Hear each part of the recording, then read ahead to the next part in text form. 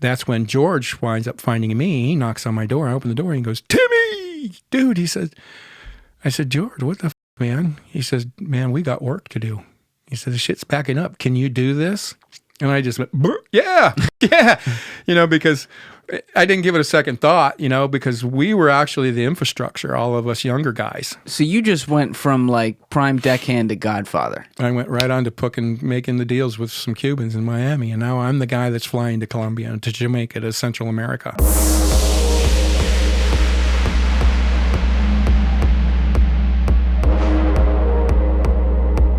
What's cooking, everybody? I am joined in the bunker today by my friend, Mr. Tim McBride, and whoa, is this a life story if I've ever heard one. Tim is the author of the book Saltwater Cowboy, which I would highly recommend. It's phenomenal. It's in the Amazon bookstore and wherever you get your books. And that is because Tim, when he was younger, this is now 35 years ago, Tim was one of the biggest pot smugglers in the history of the United States of America. He was down in a very remote place called Chokoloskee Island that you're going to hear about in Florida. You're going to hear about how it all went down and how he got involved with it, which is crazy in and of itself. And they lived in a different world. I'll just put, there's no real way for me to put this. I mean, the guy explained a lot of it today, and I got a little surprised because he was here for, I guess, like almost 5 hours. So this is going to be 2 podcasts. You're going to get the first part today, and you're going to get the next part, I believe, next week is when I'm going to put it out. Because essentially, not that we could have planned this, but it just worked out beautifully where the second half was kind of like his whole, how he went down in the aftermath. So you can watch that without hearing the first half really at all. And the first half goes through how this all went down and what he was doing and the whole story with Chokoloskee. It's absolutely wild. I was thoroughly entertained the entire time, and I'm sure you guys will be too. So I hope you enjoy. Now, if you are on YouTube, please hit that subscribe button. Please hit that like button on the video. And as always, we'd love to hear from you down in the comments section as well. To all of you who have been sharing these episodes with friends, sharing the link, sharing it on social media, even just in text with your friends and things like that, like people who would enjoy the podcast. Thank you so much. We got to keep that rolling. That's really what grows this show. I often get people to reach out like, yo, why does your long form not get seen in my feed? Or why do I not hear about it as much? Or why doesn't it get the views you get on shorts? It's because YouTube measures this channel as a shorts channel. It is a problem that all shorts creators have, and so they do not really put my long form content in a lot of feeds. And that's an algorithmic thing that they're trying to figure it out. So while that's happening, the best way to get around that is to share the content. I'm probably going to say this and repeat this over a few episodes and then sporadically so that people kind of remember.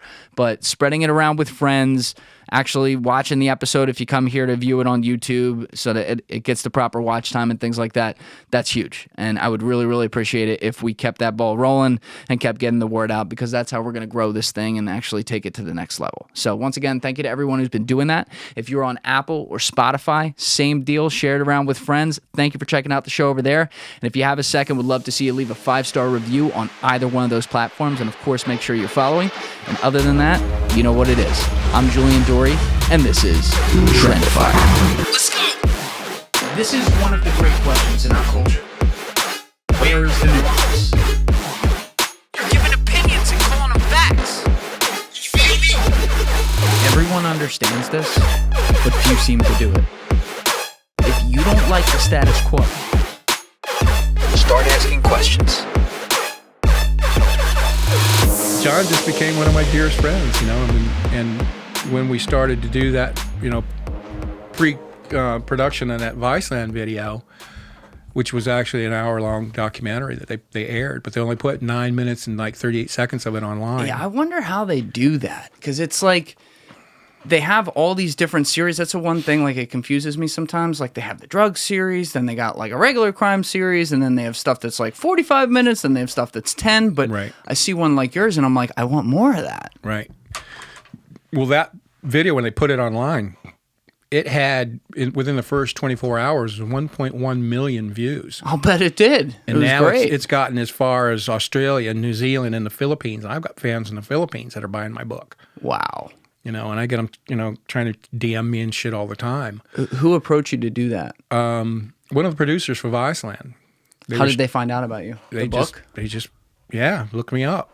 And I was all over the place at that time, And they said, well, we got to get this guy stories. And I talked to John one day, I said, do you happen to by chance know any of your old buddies that were involved in this thing that might want to come, be a part of this? And he said, I know the two perfect guys. And I'll call them John and John. So you were like casting the whole thing. Yeah. So he says, these two guys, they love to talk about themselves, man. And I'm like, cool. So I wound up being, John A. come from the CIA to run interdiction vessels for customs.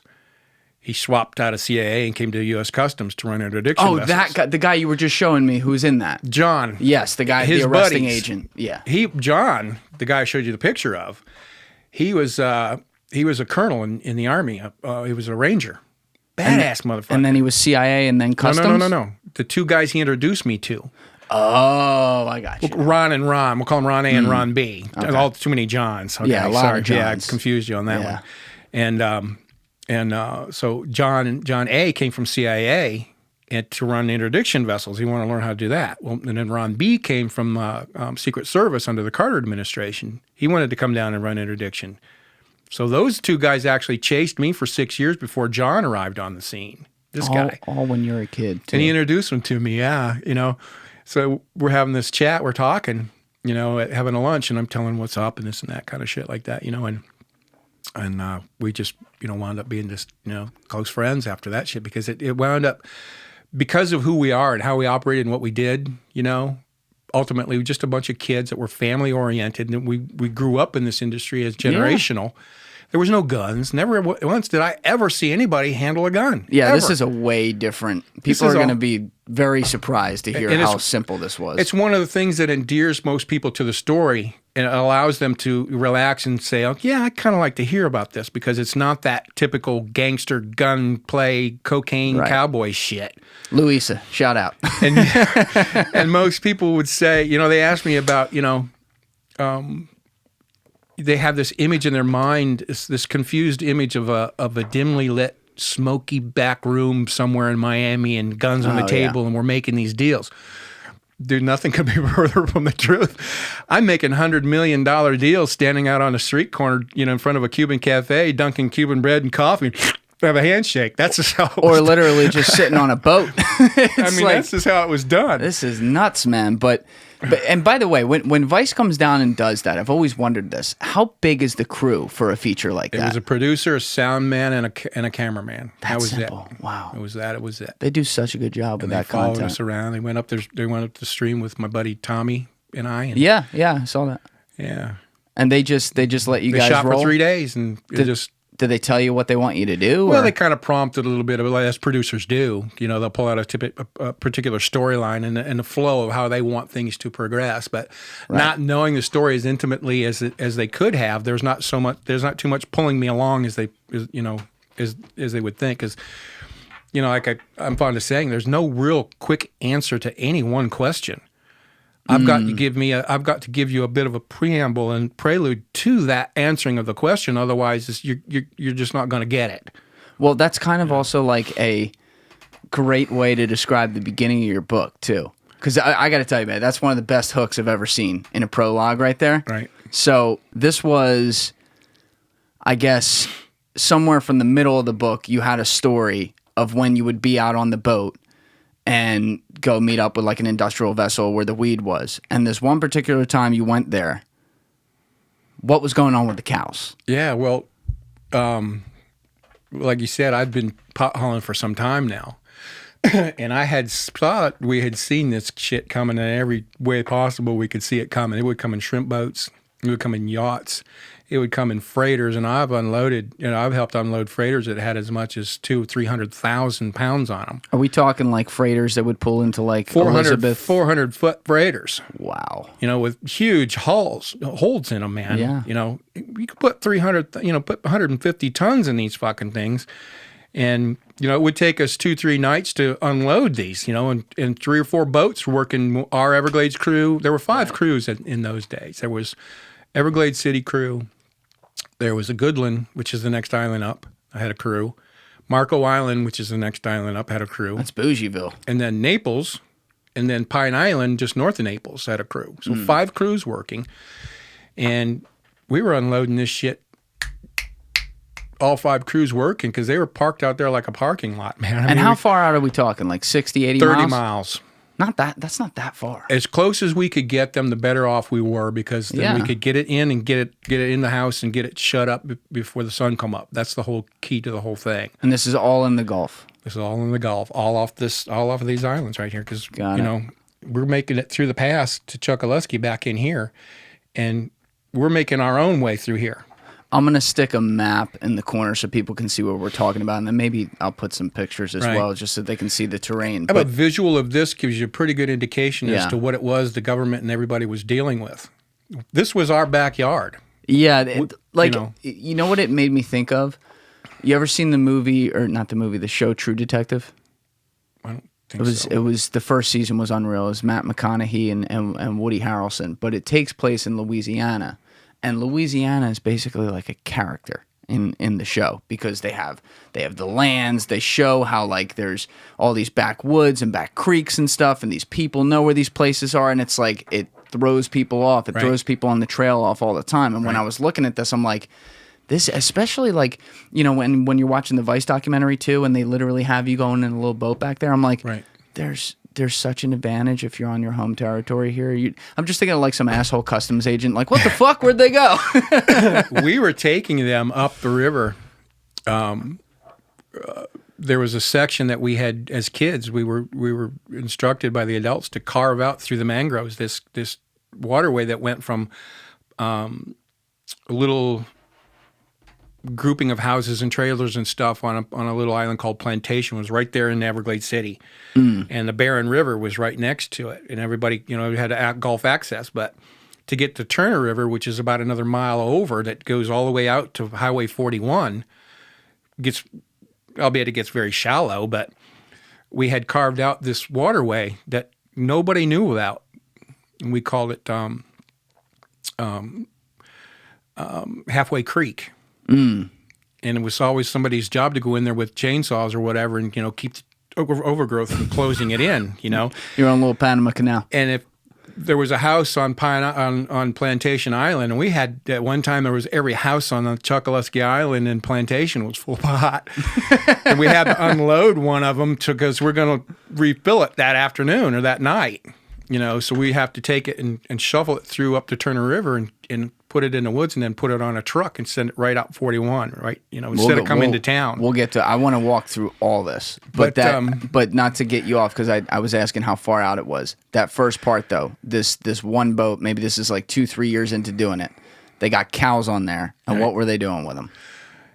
Yeah, I'm just riding that out in the wheelhouse on the bunk, just kicking back, and Captain Billy, and the typical scenario is to approach the boat, give it a call sign. Every boat has this particular call sign, so they know that the boat coming to it is the one that should be. Right. In this case, it was Felipe Zorro. Now, you're doing that on the radio, right? Right on the radio. Yep. Okay. Felipe Zorro. And you guys weren't worried about someone listening in wondering if it's code? Didn't matter because it was just a call sign. Right. Okay. And it was done over the VHF, which was an open channel. Anybody, could be on that channel. And we get that communication back as a confirmation to the boat, so they know that we're coming. Typically 3 hours, 4 hours before the sun goes down, we'll try to approach a boat like that, depending on the size of the load. So we have some daylight to work with. Get our load onto our boat and start heading ass back into shore, because this boat now is you got 30,000 pounds, 40,000 pounds on this damn thing. It's barely moving. All weed, all packed away.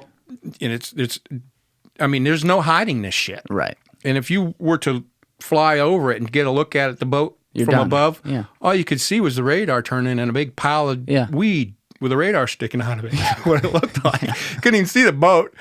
And that's and we would make our way into shore, and those, it doesn't seem like that far of a distance, but when you're only moving 2-3 knots, because this thing's the whole boat's being dragged down. You got this huge turbo 12-cylinder Detroit diesel engine that's hauling this load, and it's turning a prop, a brass wheel that weighs about 700 pounds, and it's mucking this shit through the water. We bring this out there, so we're doing that approach. He calls the boat, and we're going to make an approach to it, and I'm standing there looking out the window like this, and Billy captain hands me the binoculars. He goes, watch this, dude. He says, you're not going to believe what you're about to see. I get the binoculars up and I'm looking, and all of a sudden we get about a mile from this thing, and it's a pretty good sized vessel. And there's cows on this, cattle on the weather deck. How many cattle? I don't know. There must have been 100, 150, 200, easy. So all of a sudden the tailgates open up on this thing, like, the corral opens up, and these guys are cattle prodding these fucking things off the back of the boat.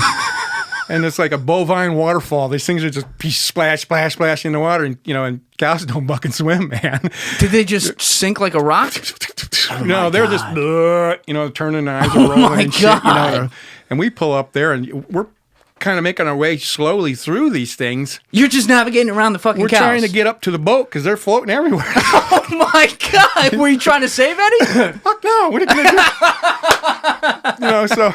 And we're like, what the fuck is going on? This was news to us. Like and I the said, cows are just mooing and going fucking down below the surface. Yeah, and they're all bobbing down below, and they come up and down below, and that's got to be like fucking traumatizing to watch, dude. We look up to this fucking captain, and and he's leaning against the railing. He looks down at us, and I yelled up there, and I said, "What the fuck are you doing?" Holy shit! And he's peeling an orange. He goes, "Just no worries, Chico." He goes, yeah, no, he goes, we got all this shit down below. He says, we can't get it up here with all these cows in the way. Oh my God. So they run them off the back of the boat. Why the fuck were there cows on the boat? I love getting messages from people who have just recently purchased the 8 Sleep Pod Pro cover because they're always so excited about it right away because the product's incredible. The 8 Sleep Pod Pro cover comes in queen or king sizes. It goes right on top of your current mattress, and it is wired directly into 8 Sleep's proprietary app, which measures all kinds of stuff throughout the night to make sure that you sleep the best way possible, and the sleep is optimized around you. It measures things like your sleep stages, your BPM, how many times you toss and turn throughout the night, the temperature where you seem to prefer falling asleep, stuff like it's just wild. There's so many tools on it, and it actually makes the experience incredible, and you will wake up in the morning after sleeping 6 hours and feel like you slept 8. That's my line. I love it. I always use it. Anyway, if you use the link in my description, along with the code TRENDIFIER at checkout, that's TRENDIFIER, you will get $150 off your own 8 Sleep Pod Pro cover today, and you will understand exactly what I'm talking about right away. So use that code TRENDIFIER. Once again, that's TRENDIFIER, and you will get $150 off your own 8 Sleep Pod Pro cover. Go check it out. For an excuse to be on the boat? Like I said, I've seen it come in many different size, shapes of vessels that there is. And this guy happened to be, his business was buying cattle in South America, reselling them on the market in New Orleans. Reselling those ones. And they approached him one day and said, look, would you, hey, well, you're talking about, $300,000-400,000 for an 8-day trip. Yeah. You think, yeah, fuck yeah. So kill a few stuff cows. it all down below, throw the cows on there, nobody would ever know, who cares? Nobody thinks, what's a cattle vessel like that? So when it got to us, fuck them cows, man. They weren't, fuck them cows. What they were making us worth more than the goddamn cows on the boat, right? Wait, this doesn't still happen today, right? There's no way. Okay. No, all right, PETA, stand down. Stand down. We got it. We're good. Those cows are gone. It's sad. This was a unique environment in which, nobody else could operate like this anywhere in the world because they don't have this to work with. Again, you're pointing at the actual terrain here. The 10,000 islands is what that's called. And it's literally 10,000 islands. Like what you see here is a fraction of it. There's 25 miles of coastline that looks like this. That's 2 miles deep. Well, Tim, I want to start at the beginning then. Now we got a little preview of what's to come.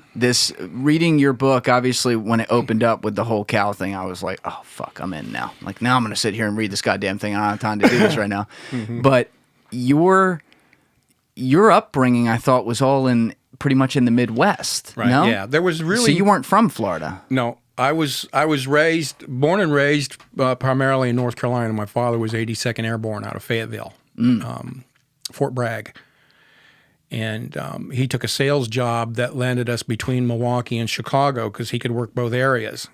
And that, consequently, was a little town called Delavan. In Wisconsin. Next to Lake Geneva, which is a pretty well-known tourist spot from people in Chicago. And I had did my high school years there, and that's when I got done working with Sammy Davis Jr. for those couple of years. I came back home, and that's when my next door neighbor called me and said, "Hey, dude, my brother-in-law owns a fish house on this little island down in the Everglades. I'm going to go work with my sister and my brother-in-law on a fishing boat. You want to go? Before we get there, though, how did you end up with Sammy Davis Jr.? What's going on there? Well, like the legend. He's on that picture, by the way, right behind you. See him down there? Oh, the Rat Pack. That's it. Yeah, man. Fucking I know wow. all those guys. Oh my God. How'd that happen? My cousin Joey in Ohio and his best friend drove Sammy's tour bus. Oh, wow. And I was there, over a holiday, kind of visiting and recuperating from a little operation that I had, And he said, "Why don't you come on out to L.A. and hang out with us and recuperate a little bit?" So I went out there and I met Richard Wayman, a guy that they lived with in this apartment that Sammy kept for them. Richard Wayman was his financial advisor. So I got to know Richard, and he liked me, and shit like that. So he offered me a job to come back and, be Sammy's personal videotape. He liked to, because of the Broadway shows and the touring and stuff that he was doing, and so busy involved in the entertainment industry that he wanted to watch television without commercials in it. So my job was to literally take a TV guide from him every week that he just went through and checked off what he wanted to see. Oh, he would get the guide. And then I'd give him a new guide for the next week, and then I would take that week ahead and tape everything that and edit the commercials out of it. So that was your job. My apartment was 3 different styles of videotape at that time. There was the 3/4-inch Betamax, which was a big giant bugger like this, and then VHS, which was just coming onto the scene at that time. And I would transpose them and if I didn't want to sit and actually watch it, I could take off with my buddy Sean and go through Topanga Canyon, because we were in the valley. I was in Encino. I had to go over the hills down Highland Avenue into Hollywood, across Sunset on Highland Avenue was the Video Duplication Inc. It was called. Where Richard owned a side business that was taking first-run motion pictures from the big motion picture houses of that time, Columbia United Artists, Paramount, and such, and transferring it from the cellulose film reels to VHS tapes in this building. And he had, besides doing the daily taping for Sammy, he had a list of all these new movies that he had coming out that he was taping that he was only privy to. This shit wasn't coming out for like 3 months. Oh, wow. So then he had a list of celebrities around Brentwood, Hollywood, and West Hollywood and the hills that would give them a list, and they'd check off one they wanted to see. And I would make a copy for them and drive around in L.A. and deliver these things to him, and personally give Sammy his videotapes, and then take another TV guide. And if I wasn't watching this shit, Topanga Canyon, I'd go right through Topanga Canyon to Topanga Beach, which was just between Santa Monica and Malibu. Right. North of Malibu is Zuma Beach. It's funny how I vaguely know that map because so many people have told me. I still have never been. When people describe this, I'm like, I've seen the Google images. Yeah, right. We'd go out there, just throw the Frisbee all afternoon, and the shit would just record. And then I'd go back and transfer it from one machine to the other and edit the commercials out of it as it was going along. How much you making an hour? I think I made $225 a week. All right. Well, back then that wasn't... This was in 78. Pretty good. Yeah, pretty damn good money in those days. Hanging out with Sammy Davis? I didn't have to pay rent. I didn't have to pay for food. I got I had a rent-a-car that was given to me. So they gave you all this stuff? All this shit. We're talking Sammy, dude. You got a lot of crazy little opportunities in your life, I'll tell you. Well, yeah, I mean, I every now and then I let out that the story that I tell sometimes is a bit of a Forrest Gump tale. I little just bit. trip from one thing to another to another. I had another guy like that in here. We called it that. It was like the real life course. That's a whole. Forrest Gump. There's a couple hours of story just about L.A. and Hollywood and those people, But after were you friends with any prominent people out there? Yeah. Like who? Sammy and his wife at the time. Aldavis was his wife and his 2 kids. And I wound up taking one of his younger kids to a place called Magic Mountain in L.A. It was a theme park. Oh. And his bodyguard took us, and I took him to Magic Mountain and shit, And I knew at that time there was a retired NFL player by the name of Roosevelt Greer. He was on the list of people I was making videos for. Milton Berle. Comedian, old-time comedian. That name does sound familiar. This is going way back now. These are old-timers, man. These are Hollywood royalty. And I was making copies for these people, and they'd invite me in, and I'm talking, blah, blah, blah, bullshit, and then I'd leave, and shit like that. And I ran into, one day going to Topanga, we're driving through Topanga with my buddy Sean to throw the Frisbee, and you run across movie making all over the place, And we're driving to the canyon, and we see the lights set up in the cameras and all these cars parked on the side of the road. And I said, cool, they're making a movie, dude. Let's look. And I got my cutoff jeans on. That's it. And Sean, him too. And he says, what do you mean, dude? Wait, whoa. I said, well, they can only tell us to leave or something. They can't eat us. So let's go check it out, right? So we walk over there, and sitting in one of these tall director chairs was the star of this particular film that we're making. And her name was Kim Darby. Her, I'm not familiar If you've ever seen True Grit with John Wayne? I have not seen John Wayne's original one. No. Well, I've seen the newer one. The newer version. Yeah. Okay. The girl, Maddie. What was her last name? Darby. Kim Darby. Yeah.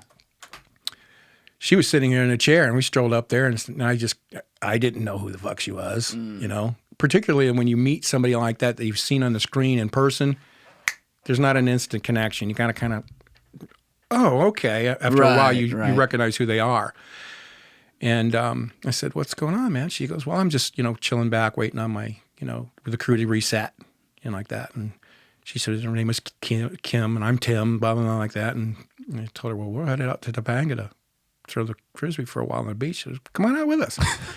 She goes, well, maybe I can come out when we're done here. We'll see. Well, a couple hours later, here she comes strolling out on the beach. Oh, my God. And she had, come out and hung out with us for a little while. That's pretty cool. Yeah. But what made you want to leave? Because you were there for a year or so? I was for a couple of years, yeah. The whole Hollywood thing, that bubble had long since burst for me. You have this, everybody has their own expectations about a certain thing. Like my story, for instance, Yeah.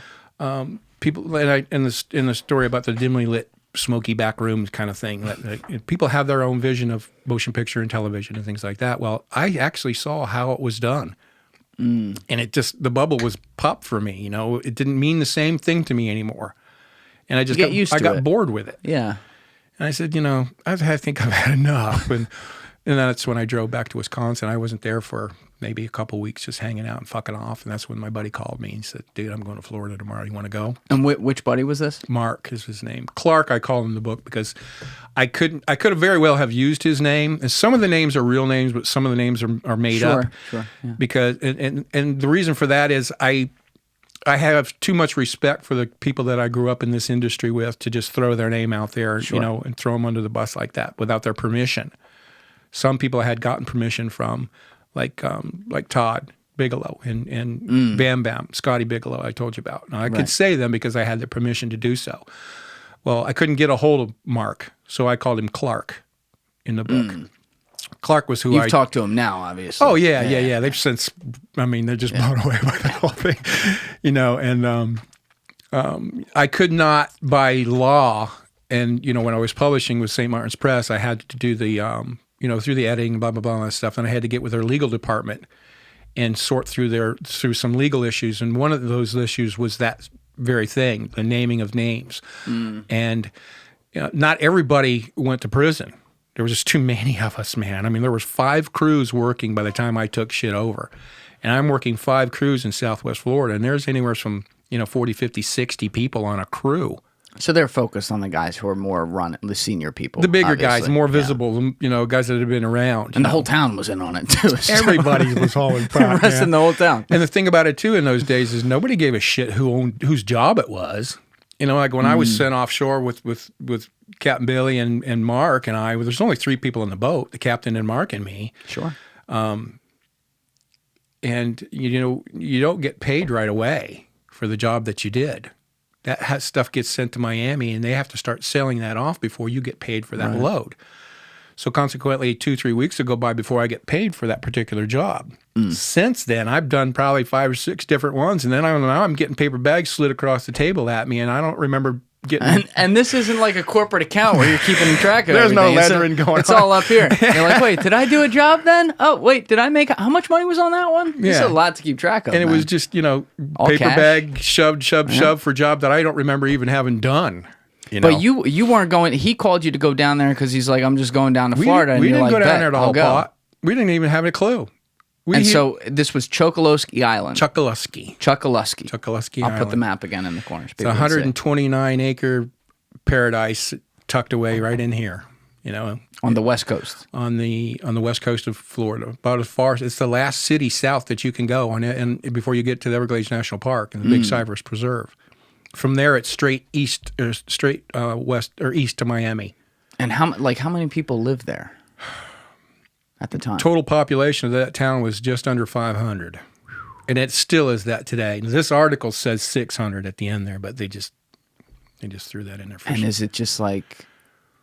Is it a couple trailer parks? It's trailer parks. It's trailers. The houses that are there typically are, founding families or families that have been there for a long time. You know, and the trailer aspect of it was, snowbirds and people vacationing and coming down for fishing. And that sort of thing. Because a lot of the guys' fathers at that time were fishing guides, backwater guides, and things like that. It's some of the best fishing in the world is found right here. I'll bet, yeah. And presidents and senators have been known to come down and fish these waters, With a couple people ripping a joint right next to them. Yeah. George Bush comes down every year to Captiva. Oh, of course he does. Sanibel and Captiva, but so, and when you're talking about moving night after night after night, and there's a chapter in the book that I wrote here, where we had worked 28 nights in a row. And some of the guys would have said it was more than that, but I left it at 28 nights. And every night it's, 20 tons, 30 tons. This was crazy. 35, 40 tons. One night we did 55 tons just to see if we could do it. I mean, it wasn't about money anymore after that. And what year did you go down there? I went down in 1979. And how old were you? I was just turned 20. I was just about to turn 21 and a half, almost 22. So you were a kid. Oh, yeah, I was just a kid. kid. You guys, you just went to, your buddy Clark, Mark, whatever, was going down there. Going down to work on a crab boat. Okay, so he knew he was going to work on a crab boat. Yeah. And he's like, I can get you a job there. Well, not at that time. It didn't turn out like that. I just went because he invited me to go, and I said, I was that kind of a guy, and I was never one to, and I still am not one to pass up an opportunity and then, a week or so or whatever later, kick myself in the ass for not having done it. Sure. I can say I did it. You're the guy that I could just see, like, I could call you up with the crazy, maybe not now. I could call you up with the craziest shit. You'd just be like, bet, cool, I'm in. Let's go. Let's go, man. That's how I wound up in Hollywood. My cousin said, come on out. So I'm there. Cool. I'm going. So be there tomorrow. Yeah, but, we went into it hearing, bits and pieces of stories about smuggling going on and stuff like ghost stories, And you never see it. You don't very, very hear about it. Nobody ever talked about it, ever. Even when I was involved in it. You work one night and you get with your buddies the next day and go into town and go party at a club or something like that. You never spoke of it. Never brought it up. It was never brought up, ever. Did someone ever like have to tell you that? Nope. It's just understood. It was just understood because, had you done something like that, you're just done, man. Yeah. And that falls over into the spending of the money that you're making. Because we're making, like I said, I'm averaging $100,000 a week as a kid. But again, you were going down there to catch some fucking crabs. Well, I went down there. Mark went down there to work on this boat. He had a job secured. And his brother-in-law that was running the fish house, the only fish house on the island, was building, him and his sister were building their new house. I went down to I had a job when I got there. I was going to work carpentry or laboring, helping them build the house and stuff like that. Well, the house got built, and I was kind of doing a couple of other different things around town. And the Captain Billy was itching to get into the pot hauling thing, apparently. So there were the captain, like I said, there's a captain and two crew. That's Red, right? Red. Captain Red. Billy, Captain Red. I couldn't find him to get his permission. He said, I don't care. After it was all said and done, I don't care. Go ahead, tell him. But my publisher at that time said I didn't have his permission to do so, so I couldn't. And I can't implicate someone who had not ever been implicated. And Billy was never implicated. Oh, he never went down. He skated right through, and a couple of them did. What kind of house is he living in today? He's got a huge freaking 2-story He had that even at that time. You know, he built this big ass fucking house, man. Oh you know? my God. But that's just how it was. You know, I mean, Yeah. And his family, he came from his family had some money. He ran the fish house that we were working for, where we brought our catch to, was called Ernest Hamilton Stone Crabs. He married Ernest Hamilton's daughter. Oh, wow. So he was their father-in-law. Oh, he wasn't missing any meals. They were one of the founding families in Everglades. So Yeah. Ernest, coming up in that business, he had property all over the place. I mean, they had some coins, so he could. Probably how he got off too. And they teach you how to spend money to not have anything to show for it, but you could live within your means. And stone crabbing is a very lucrative business. You know, I mean, I was making $700, $1,200 a week sometimes during season. Oh, because they're still paying you to go catch crabs. And you got to do the crabbing to do the pot hauling, man. It's just, Yeah. you just can't do one or the other because you got to Cover story. You got to go out crabbing. You know? And it's not unusual for a boat to stay out late or, into the wee hours of the morning should some unfortunate weather event take place or you break down or whatever like that. It's A lot of unfortunate weather out there. A lot of unfortunate weather was happening, man, and breakdowns and what have you. But we would do it, we would go out there, but we wouldn't pull that day. We would just sit out there and, dick around till, late afternoon. And What are you doing? Just turning on music and smoking weed and chilling? smoking weed and diving off the boat, swimming around and shit, and You're going swimming. oh yeah. 30 miles offshore in the Gulf. No. We're not quite there yet. We're still just, we're probably 15, 20 miles out. Yeah, you're going swimming 15, 20 miles out. Yeah, sure. You're not getting eaten by a shark? No, the water's clear enough. I mean, you can see them if they showed up. That's very they reassuring. like to show up and hide under the boats.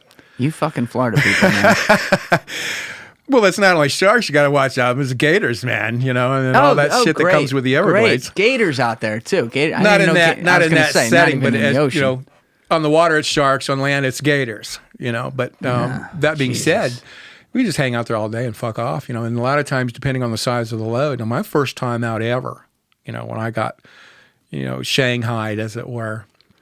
My Captain Billy and Mark had this guy from Michigan working on while I was doing the house and working other things at that time. Well, Billy kind of didn't want this guy around. He didn't know him that well. Didn't trust him. He was from Michigan. Well, Mark and I Mark was Nancy and Thorne's brother-in-law. Thorne was a native. Who's Nancy and Thorne again? Nancy was Mark's sister.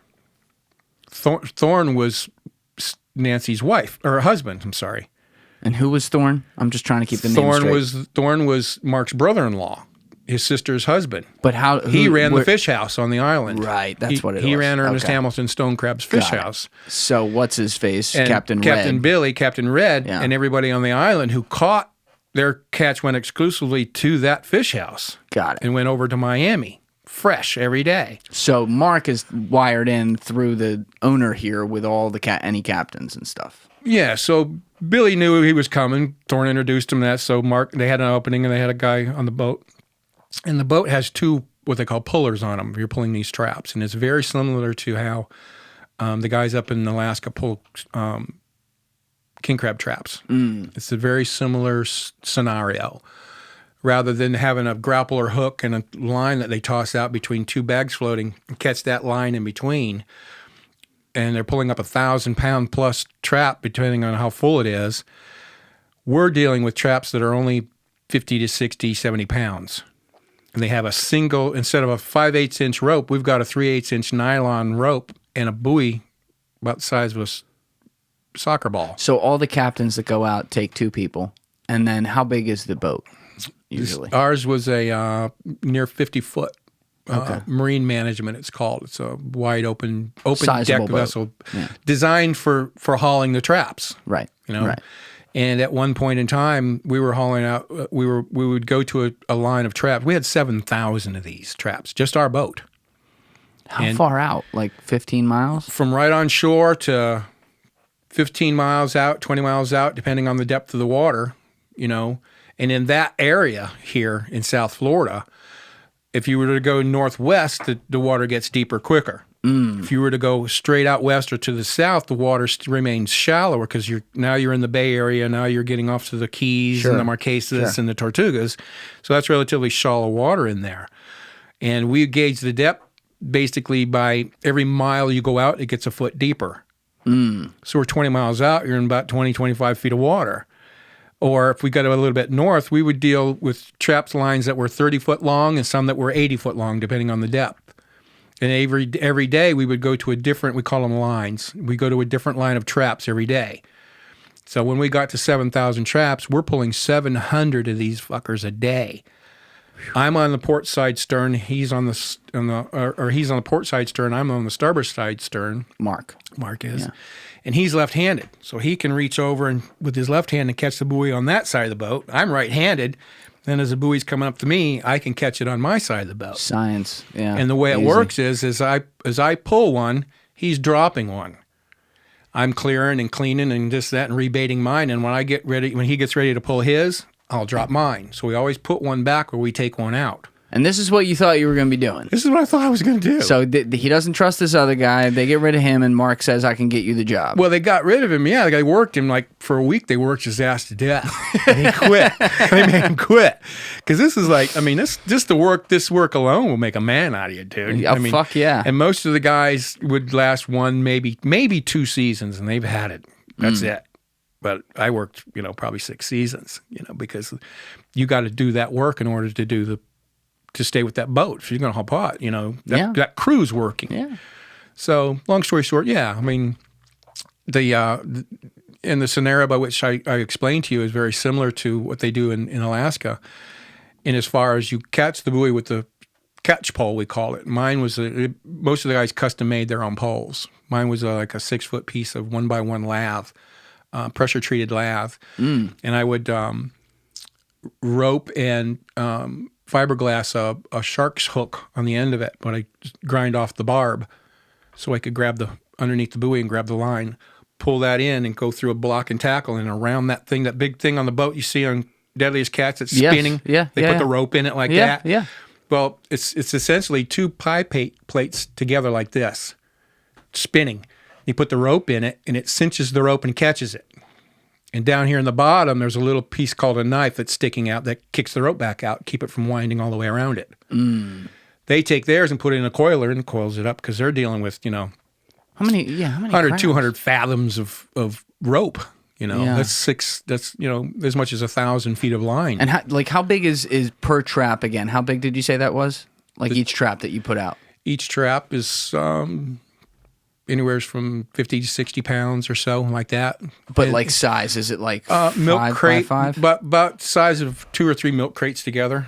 Maybe like this, by this deep, by about that tall. So you leave one out there for a few days, you're expecting to pull up 50 pounds of crabs or something. No, we put them in a line. We drop out 350 of them going one direction. The first half of the line can run anywhere from 12 to 17 miles. Whew. Then you stop and have lunch, and then you skip over 50 yards or so, and you pull another 350 back the same way you came. So you're not twice as far away as when you started. Then you go the next day to another set you've got sitting somewhere else. That begins to soak. Those are catching. So by the time we make it all the way back around, come back to this one, they're full of crab. Wow. Hopefully they're full of crab. Yeah. And out of 700 traps, you're just... we're picking them out of there and throwing them over our shoulder like this. And as fast as we can pick them up and let them go, just singing through the buoys. When you're a couple little tricks that we learned every now and then to speed the process up. But you have to unknot ropes. You're having to fix the boards because the stone crabs will sit in there. And these fuckers are huge, man. Yeah. How big do they get? They are, I've seen claws. I've seen crusher claws on crabs as big as my hand. Let's try stone crab, Florida. I got it here. Oh, shit. Yeah. Wow. Look at that. That guy's holding it in his hand right there. I've got that picture right there. Yeah, that was taken by one of our guys. Oh, wow. In Everglades. No shit. That's like the third one on Google. That's what they call a bull crab. Now, if you notice, they have all crabs have 2 different claws on them. I'll stick that in the corner of the screen for people. They have 2 different claws on them. That one is called the crusher claw. See how big it is? Yeah.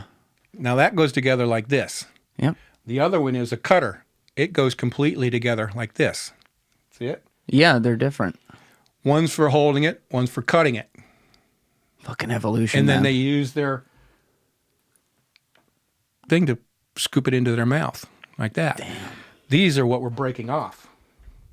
Now you break them off here, right there.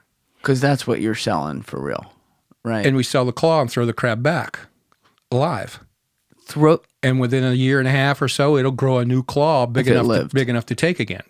So we're farming these. We're reharvesting these crab. Wait, I never knew this is how it worked. Mm-hmm. That's fucking insane. That's why. Imagine that. Just like a crab lives for whatever it is, 4 or 5 years if they actually make it. But every year you're like, oh, I finally grew. Fuck. There it goes again. Well, that was the sustainability of it, you know. And this is the only place in the world where this delicacy can be found. And, you know, there was just so many boats out there working in those days. And some had bigger operations, some had smaller operations. We were one of the bigger ones. Some of them only pulled 400, 500 traps a day. Had you pulled, when you went out there the first day, before it actually happened where it's like, oh, we're going to do weed now, had you pulled any traps yet? No. So The scenario, how did this go down? It had just been imparted to me. This is what you can expect when you get out there, okay? We're going to leave the dock usually 3, 4 in the morning because it takes some time to get to wherever it is we're going. And as soon as the sun is up light enough for you to see that first buoy with a stick in it, we call it an end buoy. When you see that first buoy, that's when we start. As bright and early as we can because we got 700 of these fuckers to get through. And if you get out there and the tide is running this way and you're running at the tide or with the tide like this and you grab that buoy, there's no slack in that line. There's the trap right there. So the captain has to back down the boat so you can pull against the tide. Against the tide so you can pull enough rope in to get it start to pull it. What we wound up doing was like, wait, why are we just run to the other end of the line and pull slack lines back the other way? So now you're running against the tide. As soon as you pick that buoy up, there's all that slack to take up. You can just right, and the boat doesn't stop. It can just zigzag through it. It doesn't have to ever back down. But again, you still hadn't even done any of this. No. So this is the scenario that was imparted to me, and I get on a boat and we get out there, and you know, and the bunks were in the wheelhouse, right where the captain's sitting, and I kind of wake up and the sun's up already. I'm thinking, damn, we should be working by now. And I roll over and I look out the bunk, and Billy looks down at me. He's got this big shit-eating grin on his face. And he goes, Timmy, we're not going to pull traps today. He says, we're going to hang out here all afternoon and unload a pot boat from Colombia tonight. And I said, cool. There wasn't even like a moment pause, just like, no, I'm in. I didn't even, fuck yeah, shit, yeah, why not? I love how they basically just took you hostage out there, and Mark must have been like, he'll be cool with it. It was because it was a huge tongue-in-cheek thing for them, you know, but they figured they would just surprise me when I got out there. So my first job ever, working on that boat was the first night I ever hauled pot. That was 15 tons. Okay, so this was the morning when you woke up. He tells you that. When does the boat...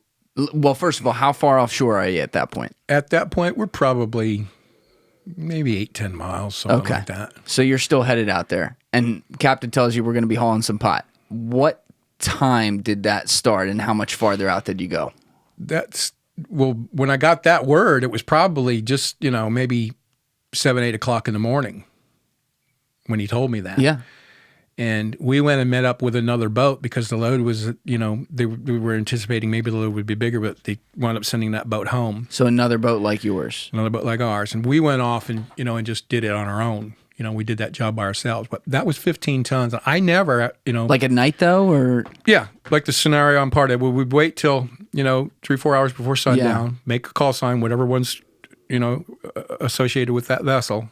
So, like I said, so they know that the boat approaching them is the one that should be. So no surprises on anybody's part. Yep. And pull up there and, depending on the size of the load and how many people were on the big boat or whatever, depended on whether we had to get off of ours and help them bring it out of the hold and get it on deck, then jump down on our boat and they would start throwing it down to us so we could start stacking it. So how big was the first boat you ever saw in this one? It was a shrimp boat. Probably 60, 70 foot. Okay, shrimp boat. Did you see the packages right away? The bales were down below. They were all down below. We're under the deck, hidden. Yeah. Okay. And the shrimp boat's big enough, it has a big enough hold that they can do that. Whereas yours can't. No, ours has got just, minor hole area for, inconsequentials, life preservers and, spare equipment and shit like that. But So how many tons was on this first one? 15 tons. 15, right. I think you said that, sorry. Right. And then was it like, how was it packaged? Was it sea resistant already, No. or did you have to work? Oh, it wasn't. Well, it was packaged in the way that they were packaging it at that time. Now, I grew up through the evolution of what is now a bale of pot. Back in those days, in the earlier days, we were unloading boats. We called them pillow bales. They weren't in any way, shape, or form compressed bales of weed like you see today. That people see pictures of today. They were more maybe hand cranked pressed, or it was like somebody stomped this bag with their foot and then duct taped that bag and stuck it in a burlap bag and then stitched that thing shut. And they were all different sizes. There was no rhyme nor reason to this shit, man. Some of them were 30 pounds and some of them were 100 pounds. And you just grab it like this and throw it in a pile. That makes it hard on the back end, too. Dude, and it was messy because by the time we get them, they've already been handled. Who knows how many times they've been handled. And some of them are starting to leak and get holes in them or coming apart and shit. And so the weed's going everywhere because they're throwing them down. I mean, it's, and if we're in the hole helping them get their shit out before we can get tossed down to us, you're sweating through your clothes and it's just ball-ass busting work, man. Yeah. And the shit and dust and shit and seeds are flying everywhere and they're just sticking to you. All this shake is all over you, man. Plus, it's the resin dust is floating in the air down below and it's turning us brown. I'm stained for like months on end of, a permanent tan. It doesn't come off until we stop hauling pot for, 2 or 3 months for the next. Not even in the shower? The next growing season. No, fuck no. It's water. It's not water soluble. Pot resin is not water soluble, so a shower ain't gonna get it off you. And it just eventually, you take enough showers, it starts coming off in patches, and you should begin to see your skin. It looked like we had some kind of fucking disease, right? But the very second day that we loaded up to go out to pull traps again. He's like, we're doing it again. No trap pulling happened that day. So we went and unloaded another boat. That very next night was 22 tons. So you do the first one on the ride back. Are you asking them questions? I mean, we were loaded. Where'd it come from? Are we doing this every day? There's none of that. No. You were just going with the flow. Our job as the crew was to load the boat. Regardless of what it is. Captain's job was to drive the fucking boat and watch the radar. And when we pull away from that mothership with the load, he's busy doing his work. You don't fuck with him. He's watching radar. He's listening to radios. And we have what's called a Polaris scanner. Very unique piece of equipment in those days whereby you didn't even have to say anything on the radio. You could just key the mic like that.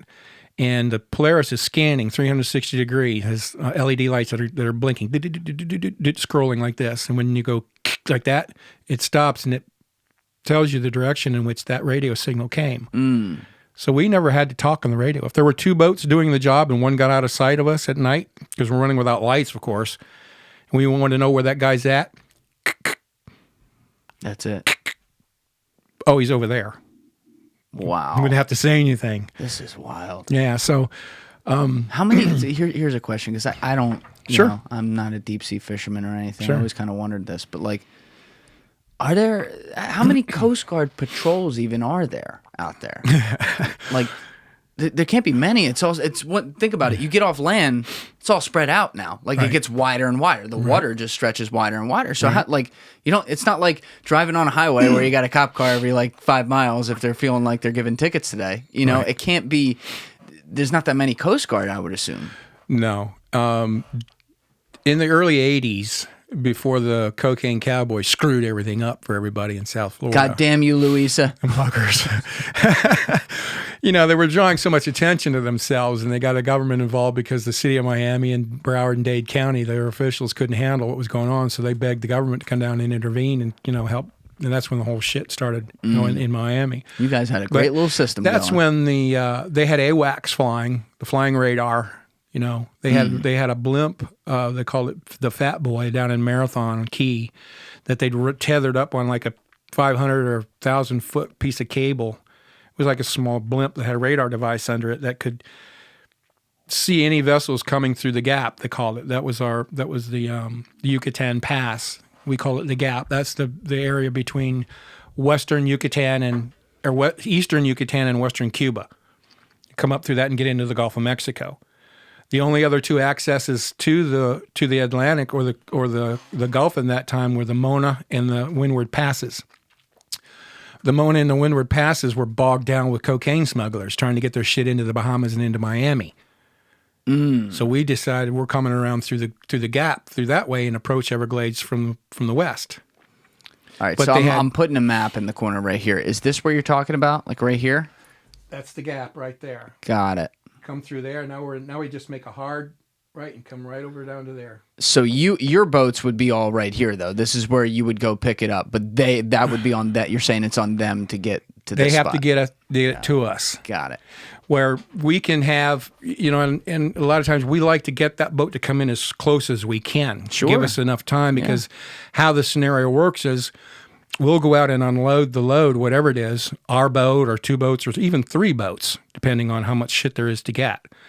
And we'll get loaded. And we try to load, like I said, before sun goes down. So we got some light to see. And that gives us an advantage of, more time to get into the shoreline by midnight or 1 o'clock. If we can, and pull into that little place you just put the finger on right there in the 10,000 islands, get up into shore as close as we can get, kill the engines, and that's when the little boats come out from the hiding places in the islands. 20 other little smaller drafting boats that can get through this. Because there's no taking that big-ass boat through there. It's pulling, baby, 8, 10, drafting 10 feet. Right, so let me pull up... Chokoloskee. How do you spell that again? Chokoloskee. Chokololos. Okay, got it. All right, so let me just grab a map of this real quick so I can follow. But which one were you pointing to? That one. This one? Yeah. Okay, so you guys would come back in. You'd basically get out of the Gulf and then like into this bay area. Yeah, we get out to here. Yep. The smaller boats will come through the pass out here and take it from us. 15, 20 smaller vessels. Right now, for people that are listening, we're looking at a picture that's on the table right here. Where is this? This is like relative to that picture that I have in the corner now. Like, where's this part? Where's this? Yeah. You'll have to go to the larger... Right here? The South Florida version of it. Show the whole South Florida coast. Okay, so I'm going to pull up a map. Let's try that. A lot of imagery today. I like it. Right there. Okay. Look at what they got. Oh, yeah, look what wow. we got. So where does your boat stop? Here's the... Right out here. Okay. All right, I'm putting this picture in the corner. Now you're going to see. I'll put a little dot right there, too. So it's in the bottom left corner. Right.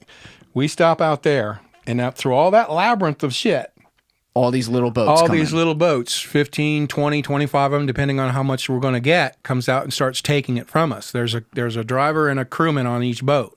So your first night, you unload. I'm just recounting here because I want to go through your first experience seeing this. You unload 15 tons off this boat. Captain Red says, okay, we're done. We're going in. You go in. It's the middle of the night in the dark. You stop right there. We get it there. And then does he say, like, everyone chill, they're coming? Or they just start pulling We kill up? the engine. They already know they're waiting on us. We had and were using at that time a lot of the counter surveillance technology that the government was using against us. Because we had a couple of partners in Miami that were selling this shit to the government. We're buying the same shit, if not better shit, than the government had. And one of those things is, in particular, is what they call a parabolic microphone.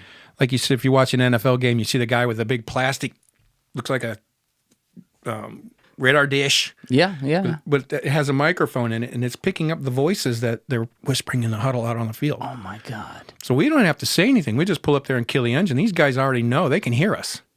They already know when to come out. Oh, my God. Because they're listening.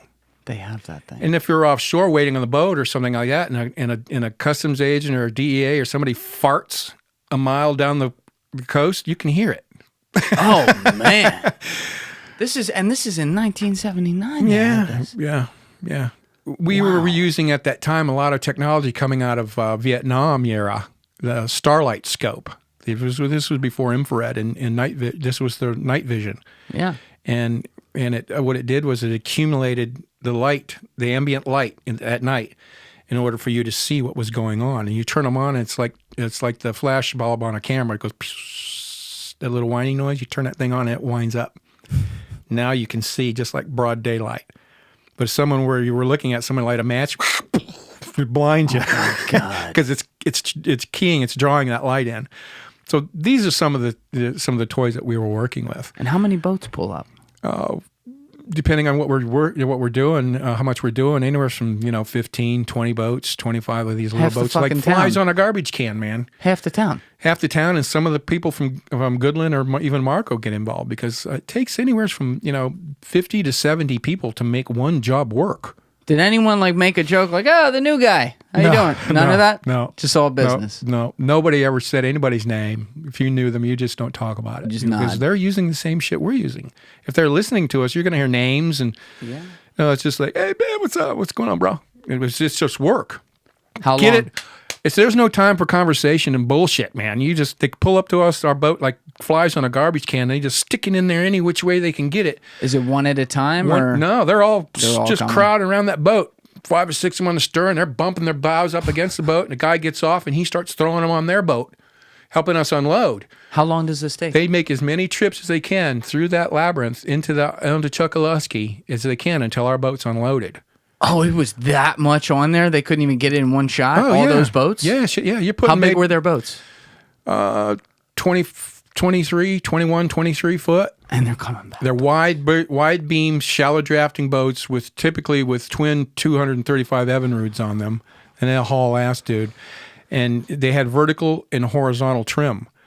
So as long as that prop would go through the water, the boat's going to go through the water. So we can get and access areas where if somebody were following us, they'd be running aground. So once they offload the stuff, your job's done. Right. You got nothing left to do. What are these people doing? Taking it to stash houses or what? They're taking it to one of our buddies' houses on the island that we've literally taken all the furniture out of the house. And start stacking this shit from the back of the house, the bedroom, kitchen, dining room, living room, from floor to ceiling until the house is full. So there's not the competition of ooh, I fit 12 on my boat, you only got 10. It's just they're all going to the same place anyway. Take as many as you can take. They're all going to the same place. So they're just employees, cogs on the wheel here. Well, they're part of the chain of employment, in the hierarchy of how everything works is simply that the guys running offshore like us three, the captain's, he's getting paid a hefty sum. Yeah, probably $200,000 a night. Us as crewmen. In 1979. It's 1979 in the 80s. And the crewmen, us two guys, the reason for the amount of pay that we're getting, and after those first 2 loads that I did, the very first 2 days I ever worked on that boat, I got rookie pay. What was rookie pay? $5,000 a night. That's probably more money you ever made in your fucking life. Dude, when I got the money, when I got that paper bag shoved across the kitchen table at me with $10,000 in it, it was like, holy crap, this is fucking awesome. Because, in those days, 15,000 was a good blue collar wage. After day one, though, they unload all the stuff off the boats, all the little boats, dude. They take it away. Do you guys go right back out? We go offshore and clean up. Clean our boat off. And did you come back in before the next day, or you stayed Sit out there next to a line of traps, wake the next morning, pull that line of traps, and bring it in. Okay, so you'd never gotten off the boat before you got paid at a kitchen table somewhere. No. So you're just chilling, all right. Pay doesn't come for weeks after. Oh my God! Because that load that you brought in has to start getting sold before they'll get paid from that load. Right, okay, we'll get to that, but you have to clean. This was the other thing. Yeah. Because these pillow, you call them pillow bags? Pillow bales. Okay, pillow bales. Nasty because fuckers. They were so bad and loose, the weed is getting all over the place, and it's not just, you can't just pick it up and smoke it. It's all like seeds and shit. We're brooming it into piles and taking an ice shovel and throwing. I've thrown more shit. I've dumped more shit out of my boots than any 10 guys could smoke in their lifetime. I'll guarantee it. It was that nasty. But the thing of it is because it was so nasty, we were down there with knives and screwdrivers getting it out of the little cracks and everything like that. Because if something were to grab somebody's attention and they come out looking, they board our vessel, one seed, you're cooked. You're Even done. if you could say, "Oh, I just smoked that," doesn't matter because it's a seed. Yeah, fuck. There's no assumption on their only assumption is that you were involved with whatever it was we're looking for, and they seize your boat, and that's the end of it. On a 50, 60-foot boat, you got to get every single thing. Like, what's this? The smell's got to be everywhere, too. Oh, yeah, dude. We smell Insane. like, constantly where we smell like pot. How do you get rid of that? The boat itself, you bleach it, rinse it down and bleach it. What about your fucking arms and shit? Hey, well. Dive off the boat. I smell like it. You don't see it, though. Yeah, but it's just how I smell. Nobody ever questioned that.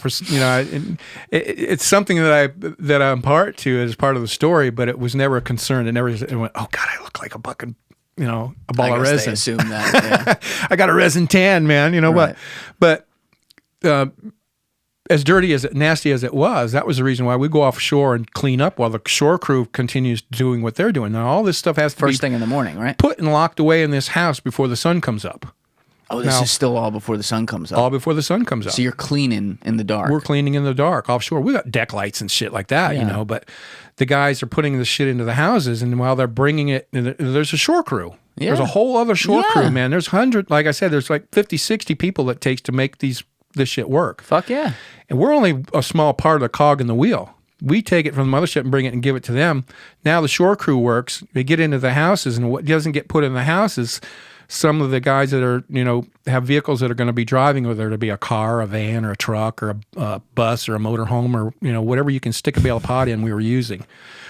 That's when the women in the town get involved in it, because they're drivers the next day. Oh my God. And if it didn't go into the house, the driver of the vehicle is never the owner of it. They'll bring it out while we're loading the house, load that van, car, truck, or whatever it is, drive it into town and park it in the driveway. Go in the house and leave it sit there all night.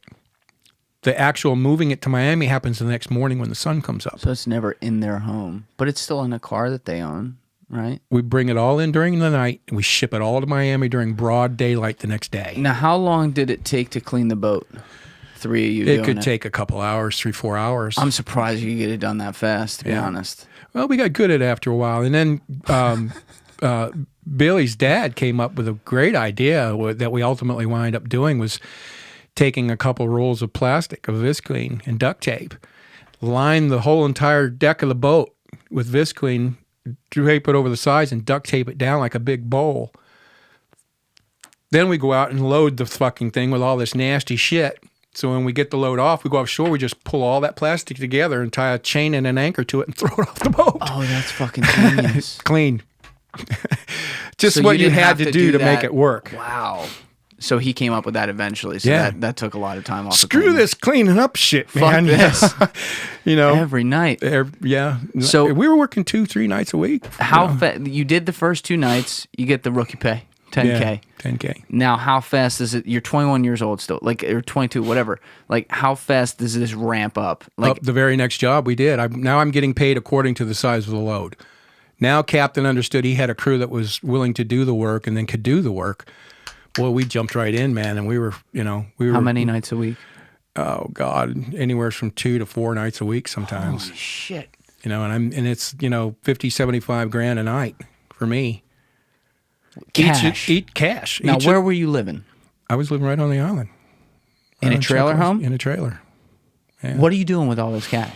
Anything we fucking wanted to.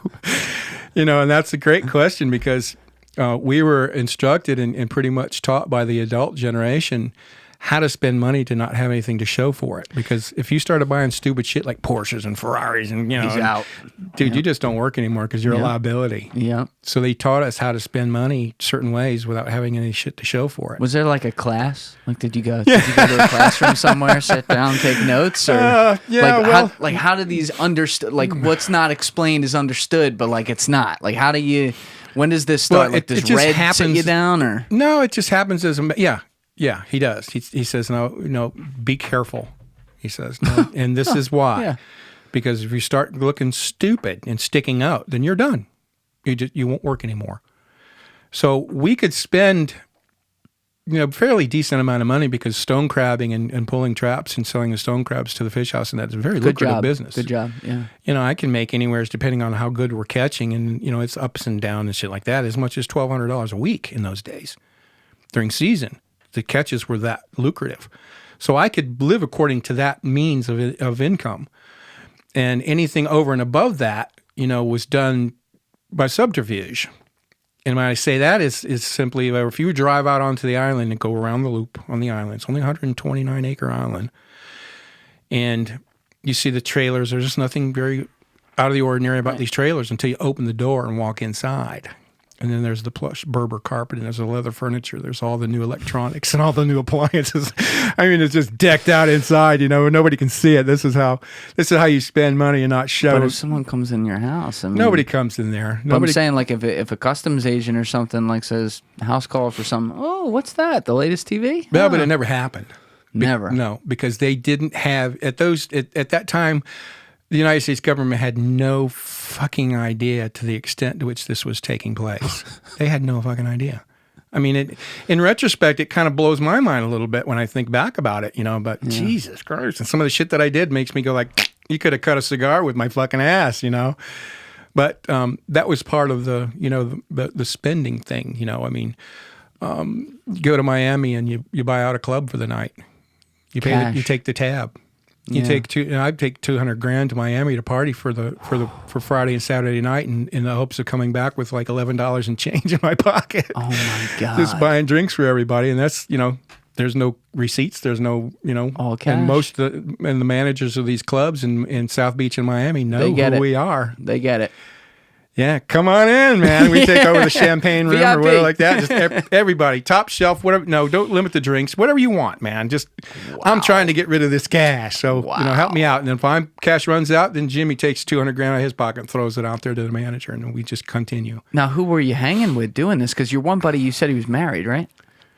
Mark? Was that Mark? Yeah. Was he married? Well, no, he had a girlfriend. At that time. So are they coming out with you too? And no, then, like, they party a little bit differently than us other guys. Mark was a few years older than me. He was like 4 years older than Subdued. I. But us younger guys who weren't attached in that way, we go off and just do the craziest fucking shit, man. Like some of the other guys in the business, you're saying? Yeah.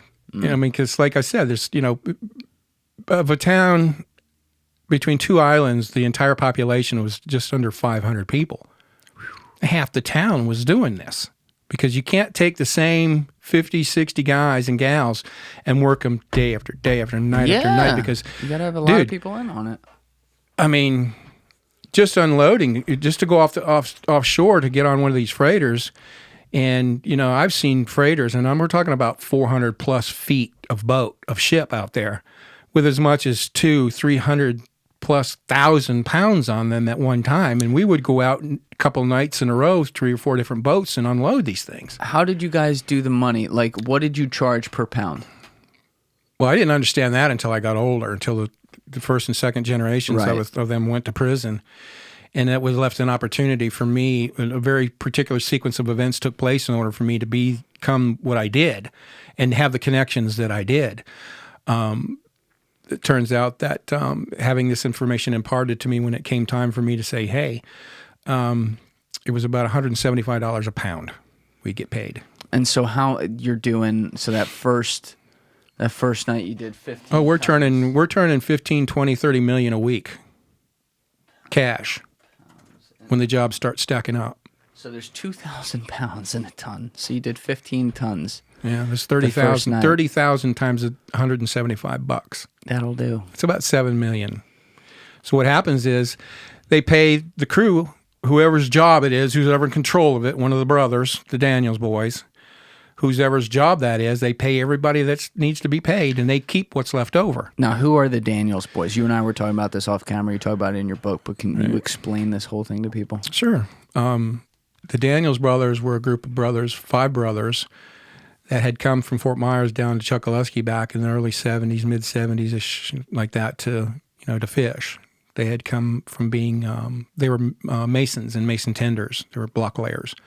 They came down to do, to change a pace, to do fishing and stuff and whatnot.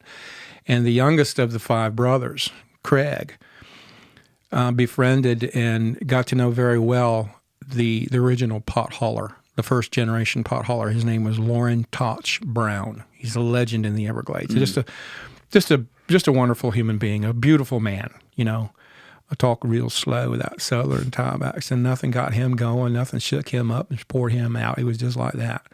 And he brought Craig into that little fold that they had going on. Now, Toch was the original. He went down to Panama, around the corner into Colombia and up the rivers to find the river wheat, the grasslands, and to find the Colombian red that everybody was wanting in those days. And it took him a lot of trial and error to get the shit figured out. And he finally got it figured out until the point where it was, we could do it without sweating it.